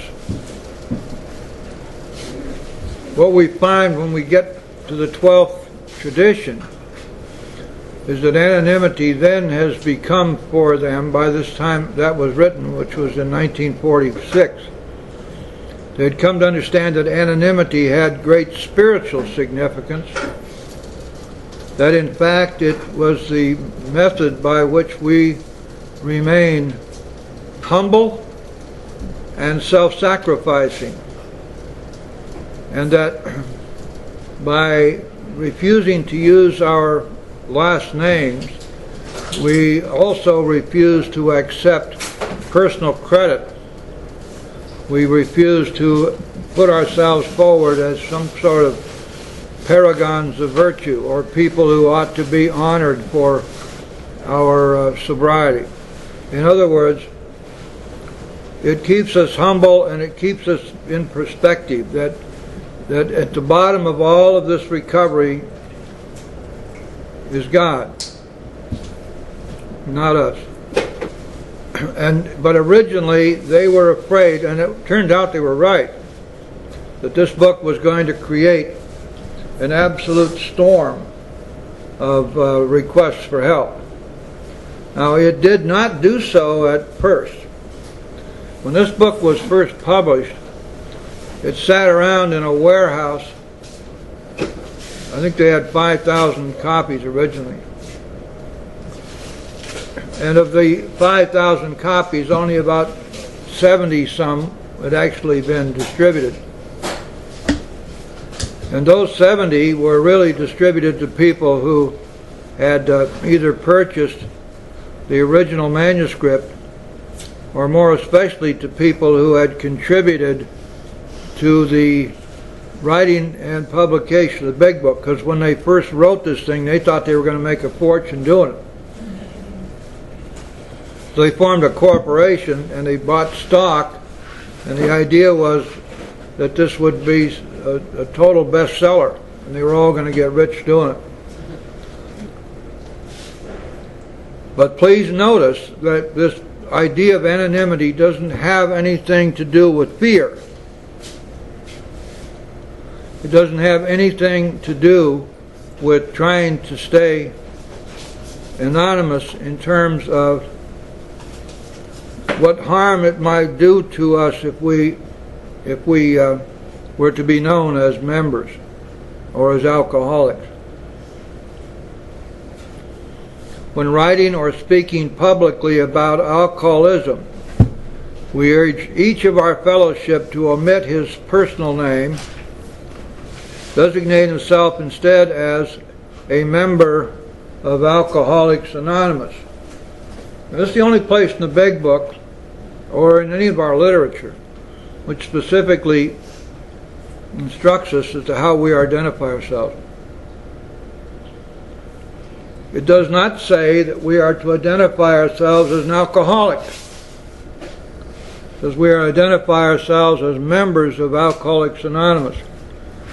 This is extremely significant if we stop to think about it. Because once we look at the traditions, and as a matter of fact, when we look right here in this forward to the first edition, we find the roots of all of the traditions, that the only requirement for membership is a desire to stop drinking, which is an entirely personal matter. There are no tests for this. We don't apply any tests for alcoholism. We don't have any committees passing upon our bona fides as alcoholics. We are, in fact, members of Alcoholics Anonymous when we say we are. There is no requirement that we be an alcoholic. The requirement is that we have a desire to stop drinking. And no one can enforce this in any event. No one could come to one of you and say, you don't have a real desire to stop drinking, and therefore you must leave. You cannot be a member. The moment that we got involved in that, we would be setting up star chambers. We would be designing protocols which could be utilized to determine whether somebody was legitimately a member or not. They tried to do that before this book was written, and it did not work. They put up so many rules and regulations and qualifications for membership that if you agglomerated them all, put them all in one place, no original member of AA could have been a member. Some of them were, by today's understanding, were totally absurd, and they found this stuff didn't work. They were asking for financial statements, for God's sake. So, by the time the Big Book was written, it had been decided that The only designation we need in public now, this is not among ourselves, and the idea that we identify ourselves by our first names only among ourselves is absolutely not in the Big Book, and it's not in the traditions. It's something which has grown up, I believe, primarily out of fear, because many groups emphasize the fear idea that what you see here, who you saw here, let it stay here, and all this stuff. So here's the way it works. You've got a sponsee who does not want to identify themselves as an alcoholic. Tell them, fine. There's no requirement that you do so. But what you do is identify yourself as a member of Alcoholics Anonymous. And that is authorized right here in the Big Book. Well, don't they also say in the vision for you that we can create the fellowship you crave? You can do what? That you can create the fellowship you crave? Sure. That's what the traditions allow us to do. As long as we don't interfere with AA or other groups. This group could change its format any time, and we could have a Baptist preacher in here on Saturdays at 1:30. We could have a snake oil salesman at the 9 o'clock meeting.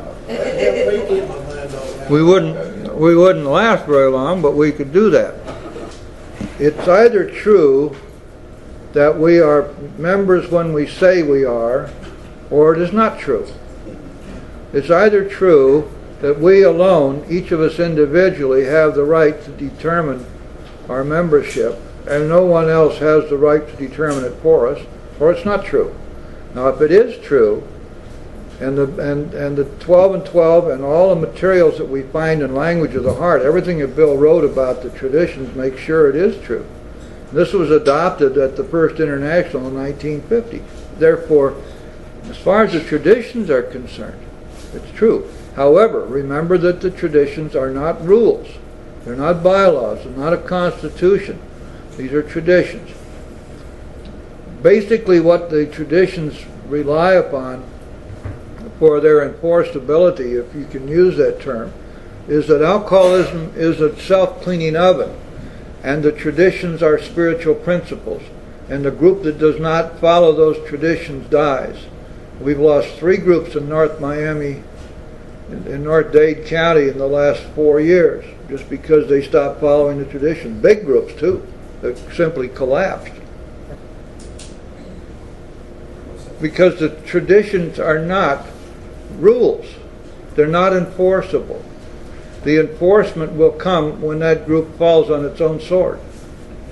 Because the real rule is, what would the master say? What would the master do? You want to go against that, then be my guest. Don't try to tell me what I can do or can't do. And if I don't like it, I'll grab a coffee pot, a big book, and we'll go start our own meeting. And that's what we did with the Stairway group. We started our own meeting here. And now we've got 3 meetings going, and people are coming to this because we're talking about the steps in recovery and God in the Big Book, and that's what people want to hear. Why don't you emulate Clarence Snyder? When he would be asked to speak, that's the brewmeister, he would say that I was knocked down and I was devastated, and I crawled in here on my knees, and I was powerless, and I prayed and I asked for help. Now let me tell you how I got help. And then he would go directly into the steps. If you get any of his tapes, you'll find that was the way he always spoke. And that's what I do. You won't hear me say very much about my war story. It's pretty boring anyway, but if you went to an NA meeting, would you expect them to say, well, it's perfectly okay for you to drink, just don't use drugs? Or how about in an AA meeting, would you expect anybody to say, well, perfectly okay for you to use drugs, just don't drink? You see, the fact is that for addicts, one of the major triggers to go back to addiction would be to block themselves off from God by drinking alcohol. So I can't imagine that anybody who is trying to recover from one of these addictions to either drugs or alcohol could be exclusively interested in one or the other. Today, drugs are so ubiquitous, they're everywhere, and that almost nobody comes through the door anymore who hasn't got some drugs in their story. Top of page 22. If he can afford it, he may have liquor concealed all over his house to be certain no one gets his entire supply away from him to throw down the waste pipe.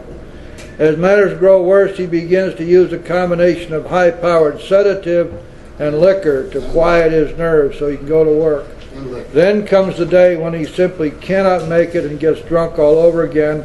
Perhaps he goes to a doctor who gives him morphine or some sedative with which to taper off. So please don't mention to me that the Big Book doesn't talk about drugs. And of course drugs was a part of the story of a lot of the pioneers in this fellowship. Page 116, the second full paragraph. This is the wives, non-alcoholics, non-addicts. We have elsewhere remarked how much better life is when lived on a spiritual plane. If God can solve the age-old riddle of alcoholism, He can solve your problems too. We wives found that, like everybody else, we were afflicted with pride, self-pity, vanity, and all the things which go to make up the self-centered person. We were not above selfishness or dishonesty, which, by the way, is the perfect definition of an alcoholic or a drug addict. As our husbands began to apply spiritual principles in their lives, we began to see the desirability of doing so too. Therefore, the Al-Anon family groups came about as a result of that. So we're straining at gnats here, guys. What would the master do? Are we going to take anybody and deny them help? Are we going to push them in front of a bus and watch them die? Or are we going to be willing to help where we can? I think that's the only question we have. There are no fees or dues, whatever. There are no organizations I've ever heard of that don't have fees or dues. Try to become a member of this club without paying your dues. It won't work. As far as I know, they don't have any scholarships here. So if you want to be a member of this AA club, it's a separate corporation, non-profit corporation. You must pay your dues. Not for AA. You get to have a whole brand new life in recovery from a deadly disease for nothing. Zero, zilch, no money at all. Whatever we contribute, we do that on our own volition. The only requirement for membership is an honest desire to stop drinking. One of the few boo-boos in the Big Book is putting honest before desire, because it's either a desire or it's not a desire. The word, the modifier honest has no power and no meaning. The only requirement for membership is a desire to stop drinking. Now, there isn't any other organization anywhere, except possibly some 12-step organizations, which are that absolutely wide open without any written qualifications at all.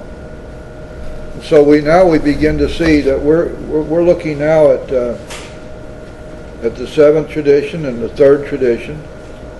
We're not allied with any particular sect, faith, sect, or denomination, nor do we oppose anyone. That was repeated almost verbatim in the what we now call the definition, which was actually in 1944 was written in order to obtain special mailing privileges from the post office. And they required that you define yourself in some way. We simply wish to be helpful for those who are afflicted. And then they opened the door. We'll be interested to hear from those who are getting results from this book, particularly from those who have commenced to work with other alcoholics. We should like to be helpful in such cases. Inquiries by scientific, medical, and religious societies will be welcome.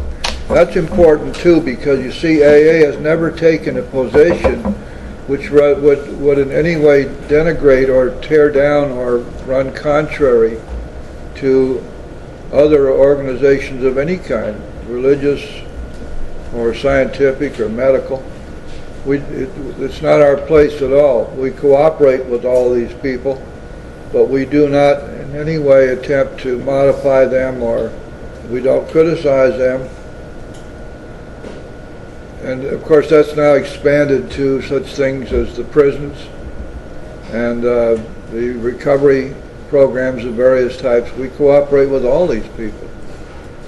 Never once expecting to be able to do anything other than to carry the message.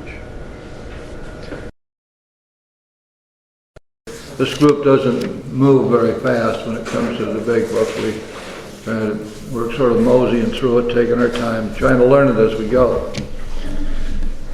So we have already been looking at the way we work with a newcomer. And we learned that in working with somebody who's brand new, we need to follow the path that was laid down by the original members. Found out as they went along through trial and error what they needed to do in order to be able to be most effective with a new person.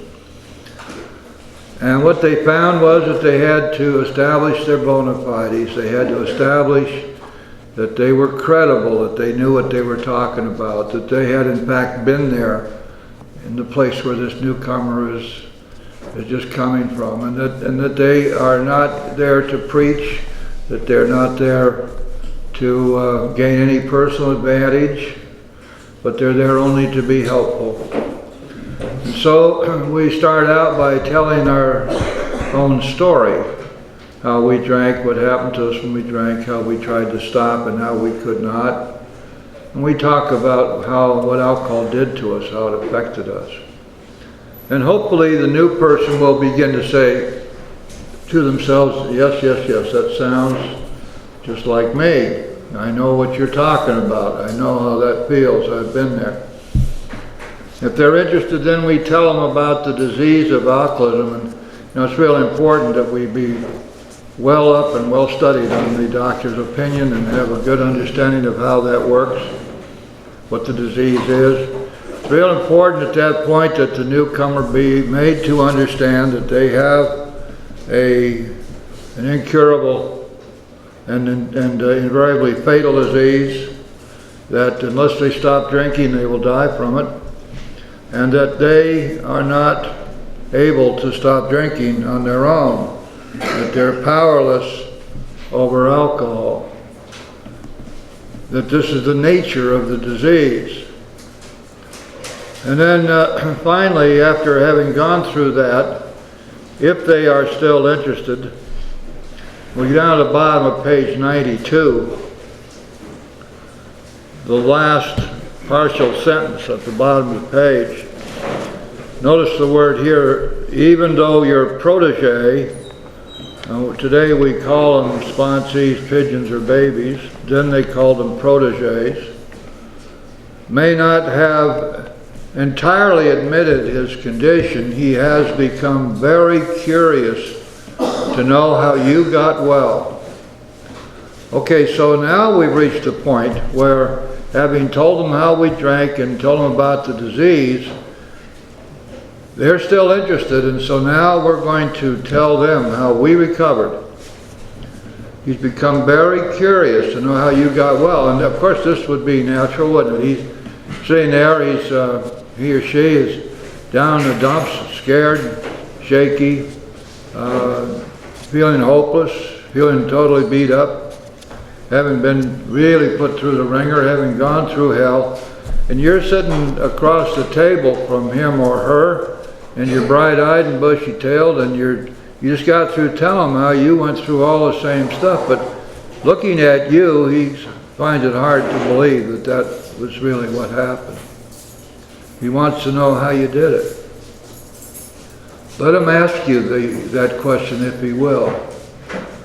And then, in italics, and whenever we see the italics, remember that's emphasis, tell him exactly what happened to you. Now this is precisely, of course, what we find when we read the beginning of the Big Book, because it's telling us there that they're going to explain to us in this book precisely how they recovered, and it's telling you the same thing here. If you're going to be helpful to this new person, tell them exactly what happened. You tell them exactly how you recovered. Stress the spiritual feature freely. Holy cow. How many times do we hear it bandied about the room? Somebody's bound to get up at the podium every once in a while and say, well, if I heard about that God stuff, I would have left. I would have gone right out the door. I couldn't even handle that till I'd been around here about 5 years. Well, maybe that's true. I guess we can accept that that's true. The problem there is very significant, very severe problem. If I'm going to tell you how I recovered, if I'm going to recount for you the steps I took to recover from a seemingly hopeless state of mind and body, and I leave out God and the Big Book and the steps and all the God stuff, I'd be lying to you, wouldn't I? How am I going to tell you that I recovered without the help of a higher power? Am I going to tell you that this all came about because I had this wonderful facilitator in my treatment center who called me on my shit and made me understand that I was entitled to my feelings, and that if I had any secrets, I would be sick, and on and on and on. And also, there's always a director there with a medical degree who's going to pump me full of all sorts of medication. Am I going to tell this newcomer how that's how I got sober? Well, maybe some of you believe that that's what it was. I don't think so. You wouldn't be here with a Big Book study meeting if that's what you believe. But it's all over the place out there and throughout the fellowship now. If I'm going to tell you how I got sober, I'm going to tell you the truth. And the truth is going to be told to you the first time I have a chance to tell it. And that's what the Big Book tells me to do. In our workshop this afternoon, we looked at the antecedents of this particular fact.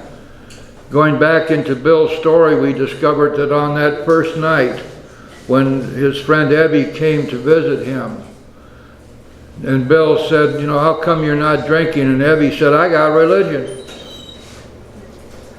And Bill thought he was going to get a sermon right there, but he didn't, because Ebby just sat there and told him very calmly that he had found this higher power, which solved his problem. And very shortly thereafter, he was able to continue his 12-step work with Bill. Oh, at that time it wasn't what they called it, but turned out to be what we now call 12-step work. He showed Bill how to work his first step. He showed him how to work his second step. He said to Bill, look, don't worry about my God. You find a God of your own understanding, a higher power of your understanding. That's all that's necessary. And then all you need to do is become willing to believe that there just might be a power out there greater than yourself. That's all that's required to get started. And help Bill work his second step that way. Now, all this stuff was going on right at the beginning. Now, Dr. Bob was a little bit more insistent than that, and Dr. Bob probably worked with more alcoholics than anybody in history. Some people say he'd worked as many as 5,000.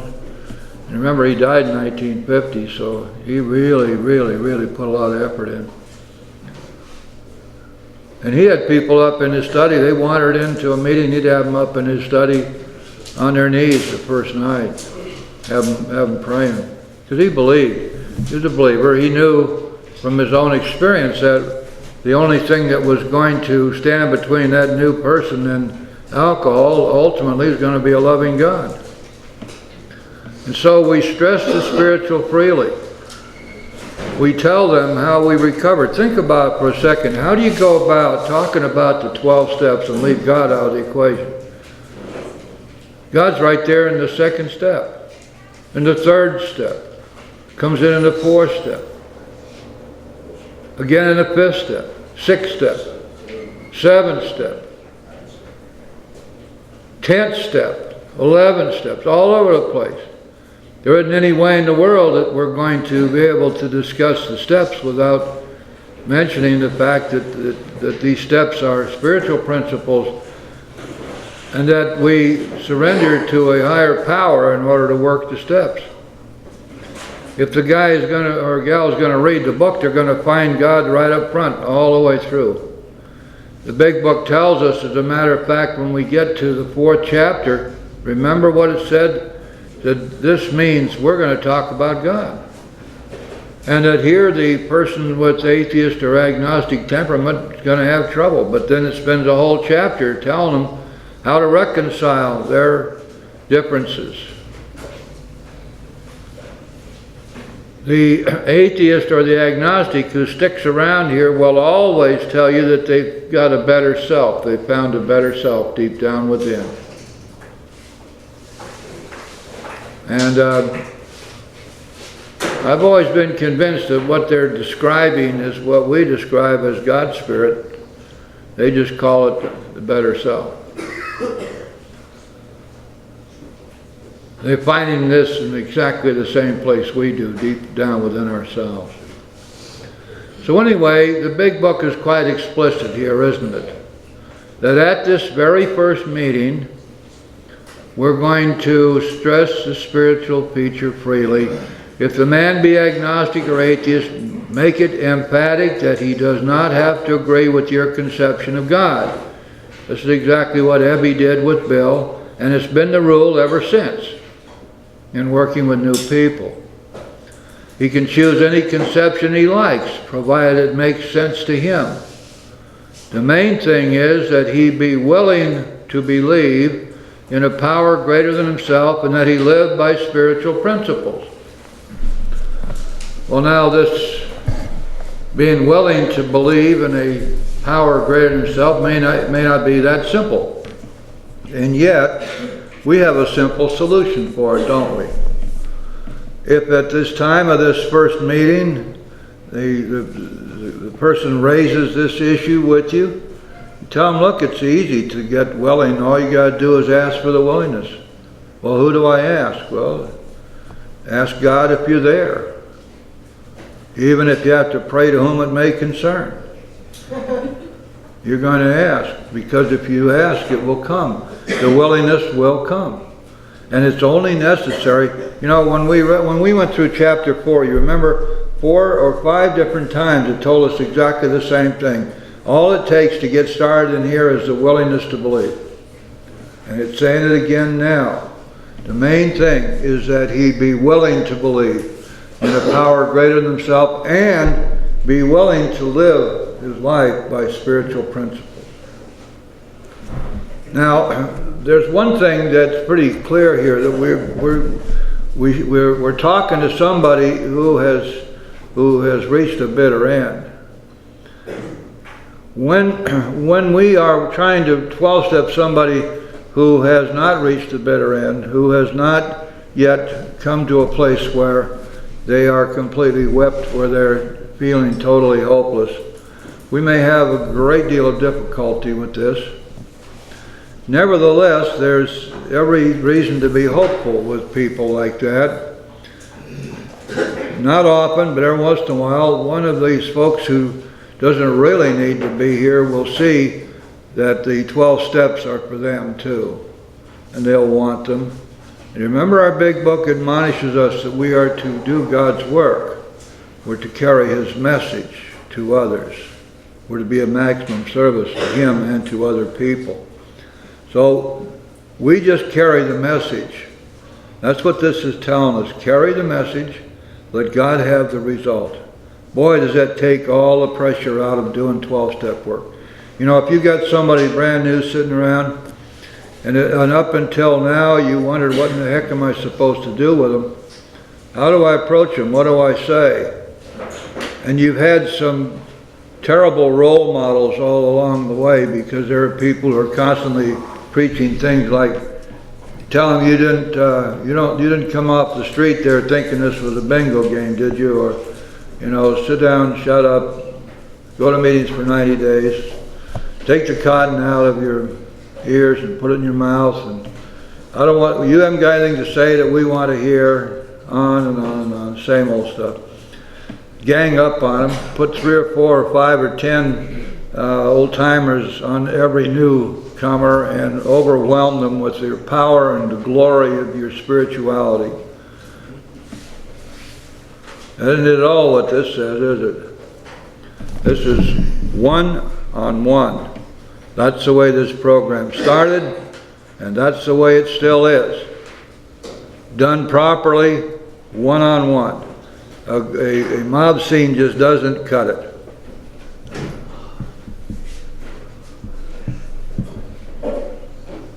We'll find a little bit later in this chapter that the Big Book makes it even more explicit than that. It says, both you and the new man, 2 of you, must walk day by day in the path of spiritual progress. 2 people growing spiritually. Okay, let's go back again to the basics, to the antecedents of what we just read here. We go back to Bill's story again, because everything starts there, doesn't it? In Bill's story, he came to understand that it was going to be necessary for him to carry this message, to go out to the alcoholics who still suffered and try to give back to them what he'd been so freely given. He was inspired to believe that, and his friend Ebby said, yes, Bill, faith without works is dead. And Bill came to understand that if he failed to do this, if he failed to enlarge and perfect his spiritual life through work and self-sacrifice for others, he couldn't survive. So he set out on a course of doing that, and he never wavered from that. He was doing that until the day he died. He was still talking program on his deathbed at Miami Heart Institute. Because he was so thoroughly imbued with the idea that he had been saved from the horrible death of alcohol, which he was very near by the time he quit drinking. And that he owed back to God the things that he could do, and he never forgot that. And in the process of doing that, Bill had an incredible life. He went through some very bad times, but he had an incredible life. He was probably the man of the century, and he never was even man of the year. But if you stop and think about it, what Bill put together with a little help from his friends is changing the world. There are 5 or 6 million of us right now, and the 12-step groups are growing exponentially. It's an explosion. If you live in California and you don't belong to a 12-step group, you don't even get invited to parties anymore. Doesn't matter how much money you got, you're off the A list. You won't have anything to talk about. Well, it's a little different here in Florida, but not a whole lot. And so, when we look at this then, we look at the history, we look at the genesis of this, we see how it developed, and then we have a clue as to how we ought to approach it and what our attitude ought to be toward it. If we see somebody new in a meeting, we have a responsibility, each and every one of us, to go to that person and say, what can I do to help you? And if there's somebody else there, we say hello, shake their hands, and go on. We don't gang up on them. We don't let somebody come in here ever sick, sore, and wounded, shaky, smelly, dirty, maybe vomiting on their shoes. Most people just walk around them, a big circle around them. Let somebody else handle that. When we do that, we're missing one of the finest opportunities God ever laid in our laps for our own spiritual growth. The 12th step is a magnificent gift, isn't it? Because we're granted the gift of the power to be helpful to other people, and we're going to have the opportunity to do so, and we need to grab those opportunities when they come up. Going on page 93 now. When dealing with such a person, it's talking about someone who has difficulty. Is this thing coming through? Okay. Well, there's difficulty with the God idea. When dealing with such a person, you'd better use everyday language to describe spiritual principles. There's no use arousing any prejudice he may have against certain theological terms and conceptions about which he may already be confused. Don't raise such issues, no matter what your convictions are. And Bill ought to have paid attention to that imprimatur when he wrote the 12 and 12. If he had done so, he'd have kept all the Catholic stuff out of there. But unfortunately, at that time, he wasn't thinking clearly, and Father Ed was there pulling all his strings. But you can see how important this is, that we're not going to be sitting here pushing any kind of religious connotations, any religious convictions, anything that comes from any sect or any religion whatsoever. We're talking about principles, and we call those principles spiritual because we believe, or we come to believe, that they are God-given, that they are eternal, that they've been around forever and they will be around forever whether we're here or not. This is the bottom line stuff. This is down where it truly lives.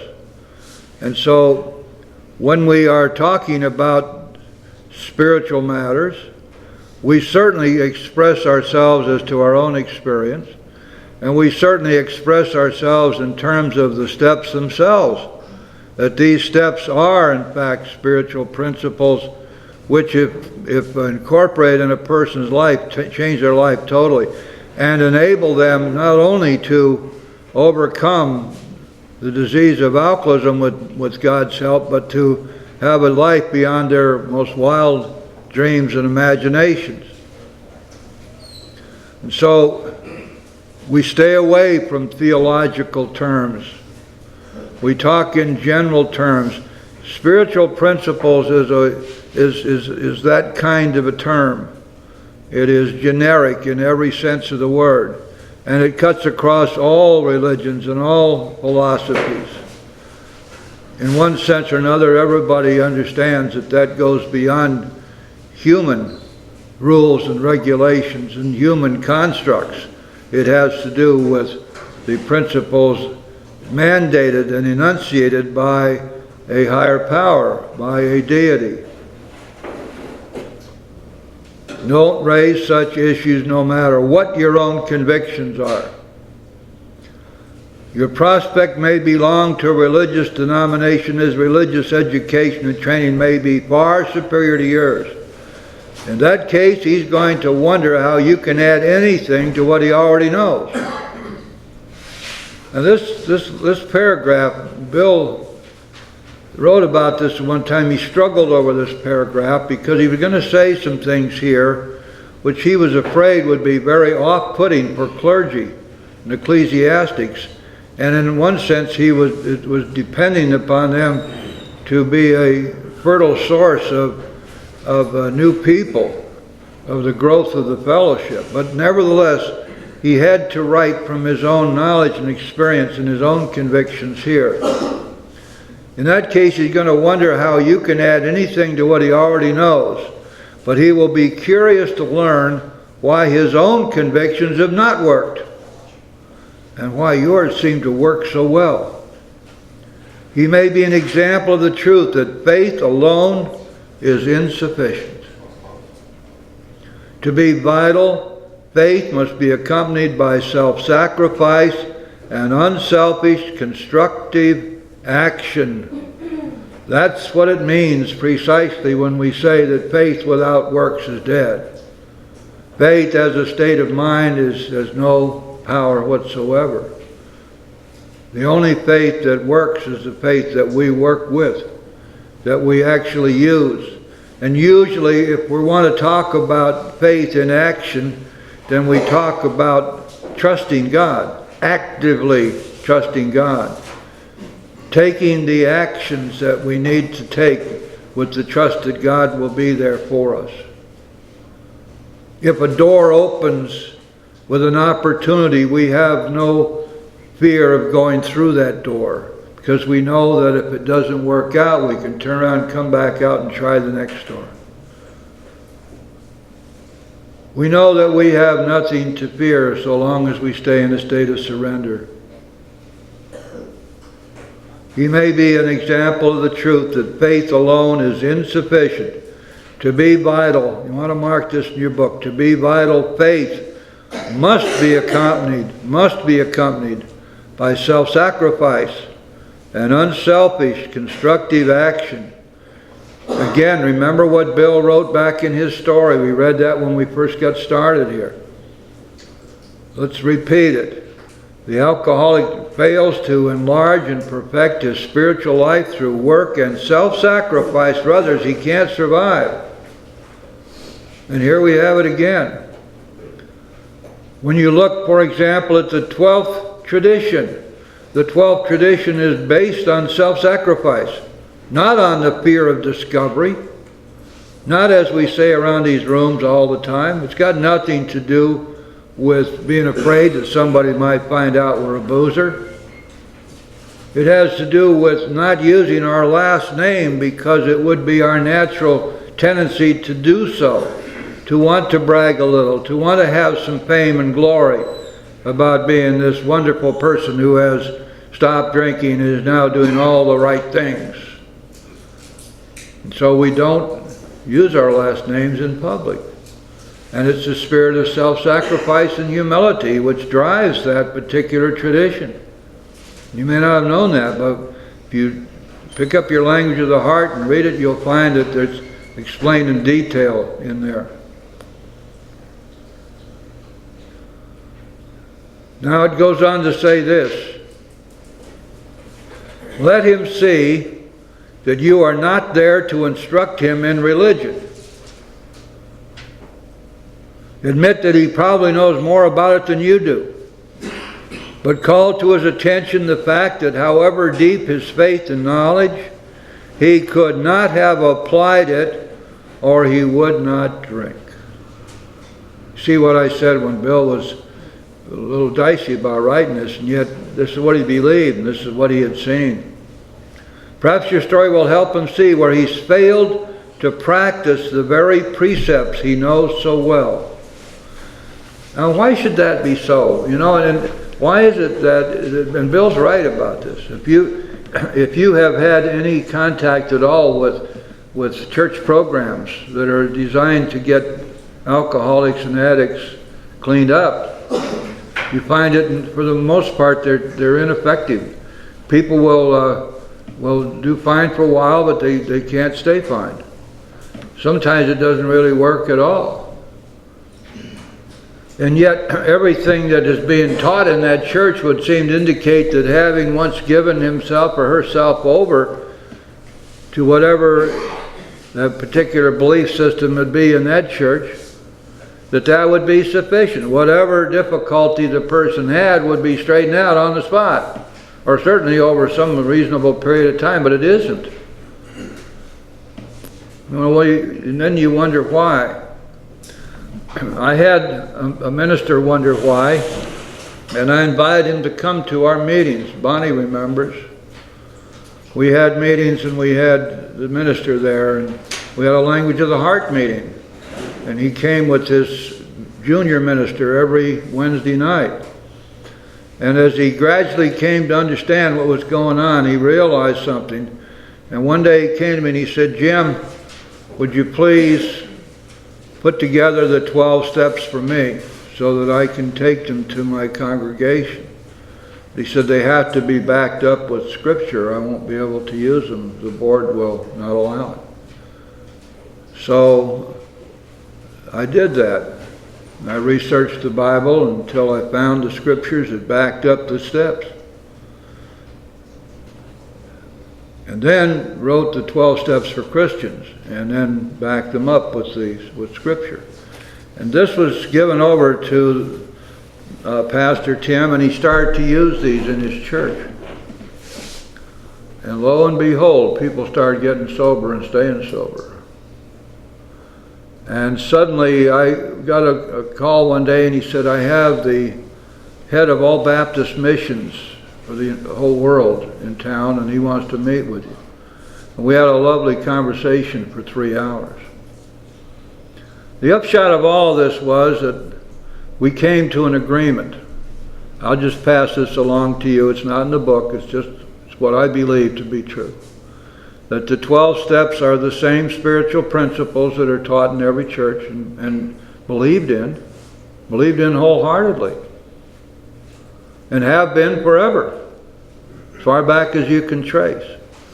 But nowhere, at no time until 1939 were these spiritual principles ever put into steps of action. Specific things to do every day. Little bits and pieces here and there. But the whole package put into 12 steps. Which means that when we take those 12 steps and actually do the work of the steps, and we do it every day, we incorporate those great spiritual principles into our very lives. They become the way we live our lives. And Bill stated it best in the Big Book, where he said, the spiritual life is not a theory. We have to live it. And no more do people have to leave church shaking their head and saying, that's wonderful, wonderful. What the preacher said, he's absolutely right. That's the way I need to live my life. But how do I do it?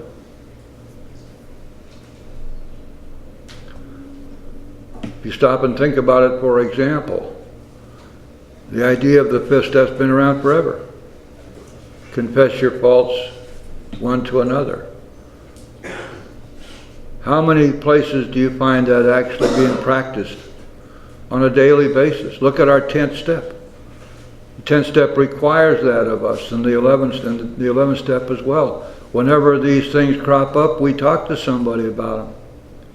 You see, what's happened here is that these spiritual principles now have life, they have structure, they have action. Faith without works is dead.